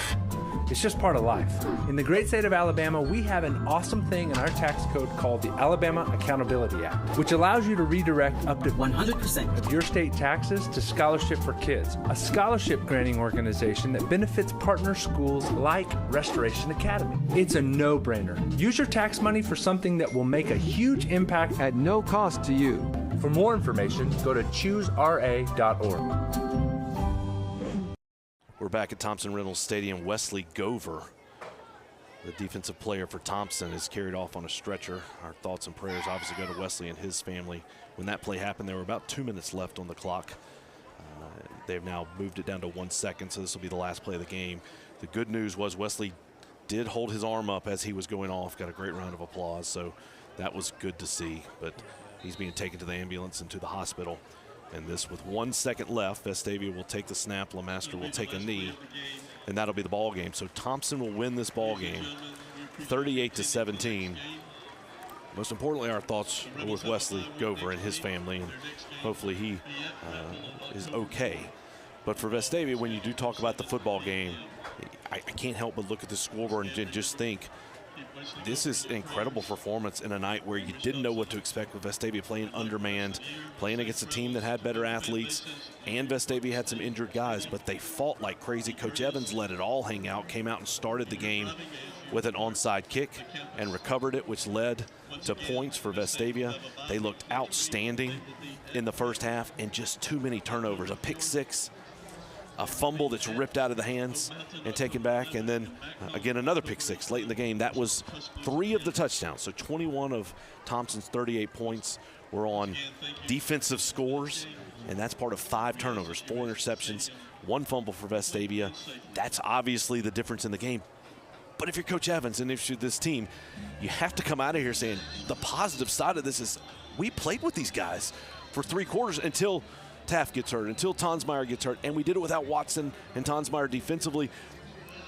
Despite the score, despite how it ended, this was a really impressive performance by Vestavia. Yeah, Chad, you summed it up really well. You know, head coaches are they they wear a lot of hats when they coach. You're a leader, you're a motivator, you got the public speaker, you're an encourager, you scheme, you adjust at halftime, you do a lot of things. I think in this next week, going to the off week, he's going to be a little bit of a counselor and just encourage these guys exactly what you said. They played their tails off, and outside of 5 plays, they outplayed a team that's, how many times has Thompson lost in the last not much 3 or 4 years? Outplayed them probably like they haven't been outplayed without 4 of their leaders that you mentioned. So that tells me all I need to say about this game. You don't look at the scoreboard. If you go down the stat sheet, first downs, total yards, net yards, time of possession, penalties, everything until you get to turnovers. 5 plays in the game made a huge difference. We looked several times, Chad. We were up, Vestavia was leading the game 17-14 with the ball. And what did you say? All right, get some points, don't turn the ball over. And unfortunately, the worst case happened. But again, I really, big picture, I look at this night as a success. It tells you even more. You got a bunch of kids that are tough. They're mentally tough. They're physically tough. You get a chance to heal a little bit in this off week, come together. And I can't wait to watch the rest of this regular season and into the playoffs. I think, like you said, Chad, I like that phrase you coined. This is maybe the best 1-4 team I've seen in high school football. And that schedule you just looked at, you end it with Clay Chalkville, the top team in 6A, before you jump into the playoffs potentially. So, beautiful night. I'm glad to see Wesley Gover hold his thumb up on the way out and give you a little perspective. But wonderful high school night of football in Alabama. So Thompson gets the win, 38-17. They'll move to 4-1 on the season, undefeated in the region. Vestavia falls to 1-4, 1-2 in the region. They have an off week, and they go to Prattville, and then the season really starts. You still control your own destiny. You still can get to the playoffs, and this is a team you don't want to mess with when they get to the playoffs. So for Vestavia, if you're out there, continue showing up, continue supporting this group, this team. This is a team that's not done yet. The record is what it is, but there's a lot in front of this football team. Danny, thank you for joining us. This was awesome. Danny Marshall was able to come in, pinch hit for Kurt Bloom, call the game. We had a great time. Loved having you in the booth, and hope we get to do it again sometime. Stephen Gill, Roger Jackson, our stat guys do such an outstanding job. John Forziglio, Abby Gillette running everything in the background, and we had an outstanding group of students who run these cameras every single week. It's just such a great opportunity to have this group together, see the work that they're doing, the things that they're learning, being part of this broadcast, and we're just honored to bring it to you every week. Final score, Thompson 38, Vestavia 17. We'll see you in 2 weeks on the Rebel Nation Sports Network. Hey everyone, this is Chad Pilcher, and it is time for the kickoff of the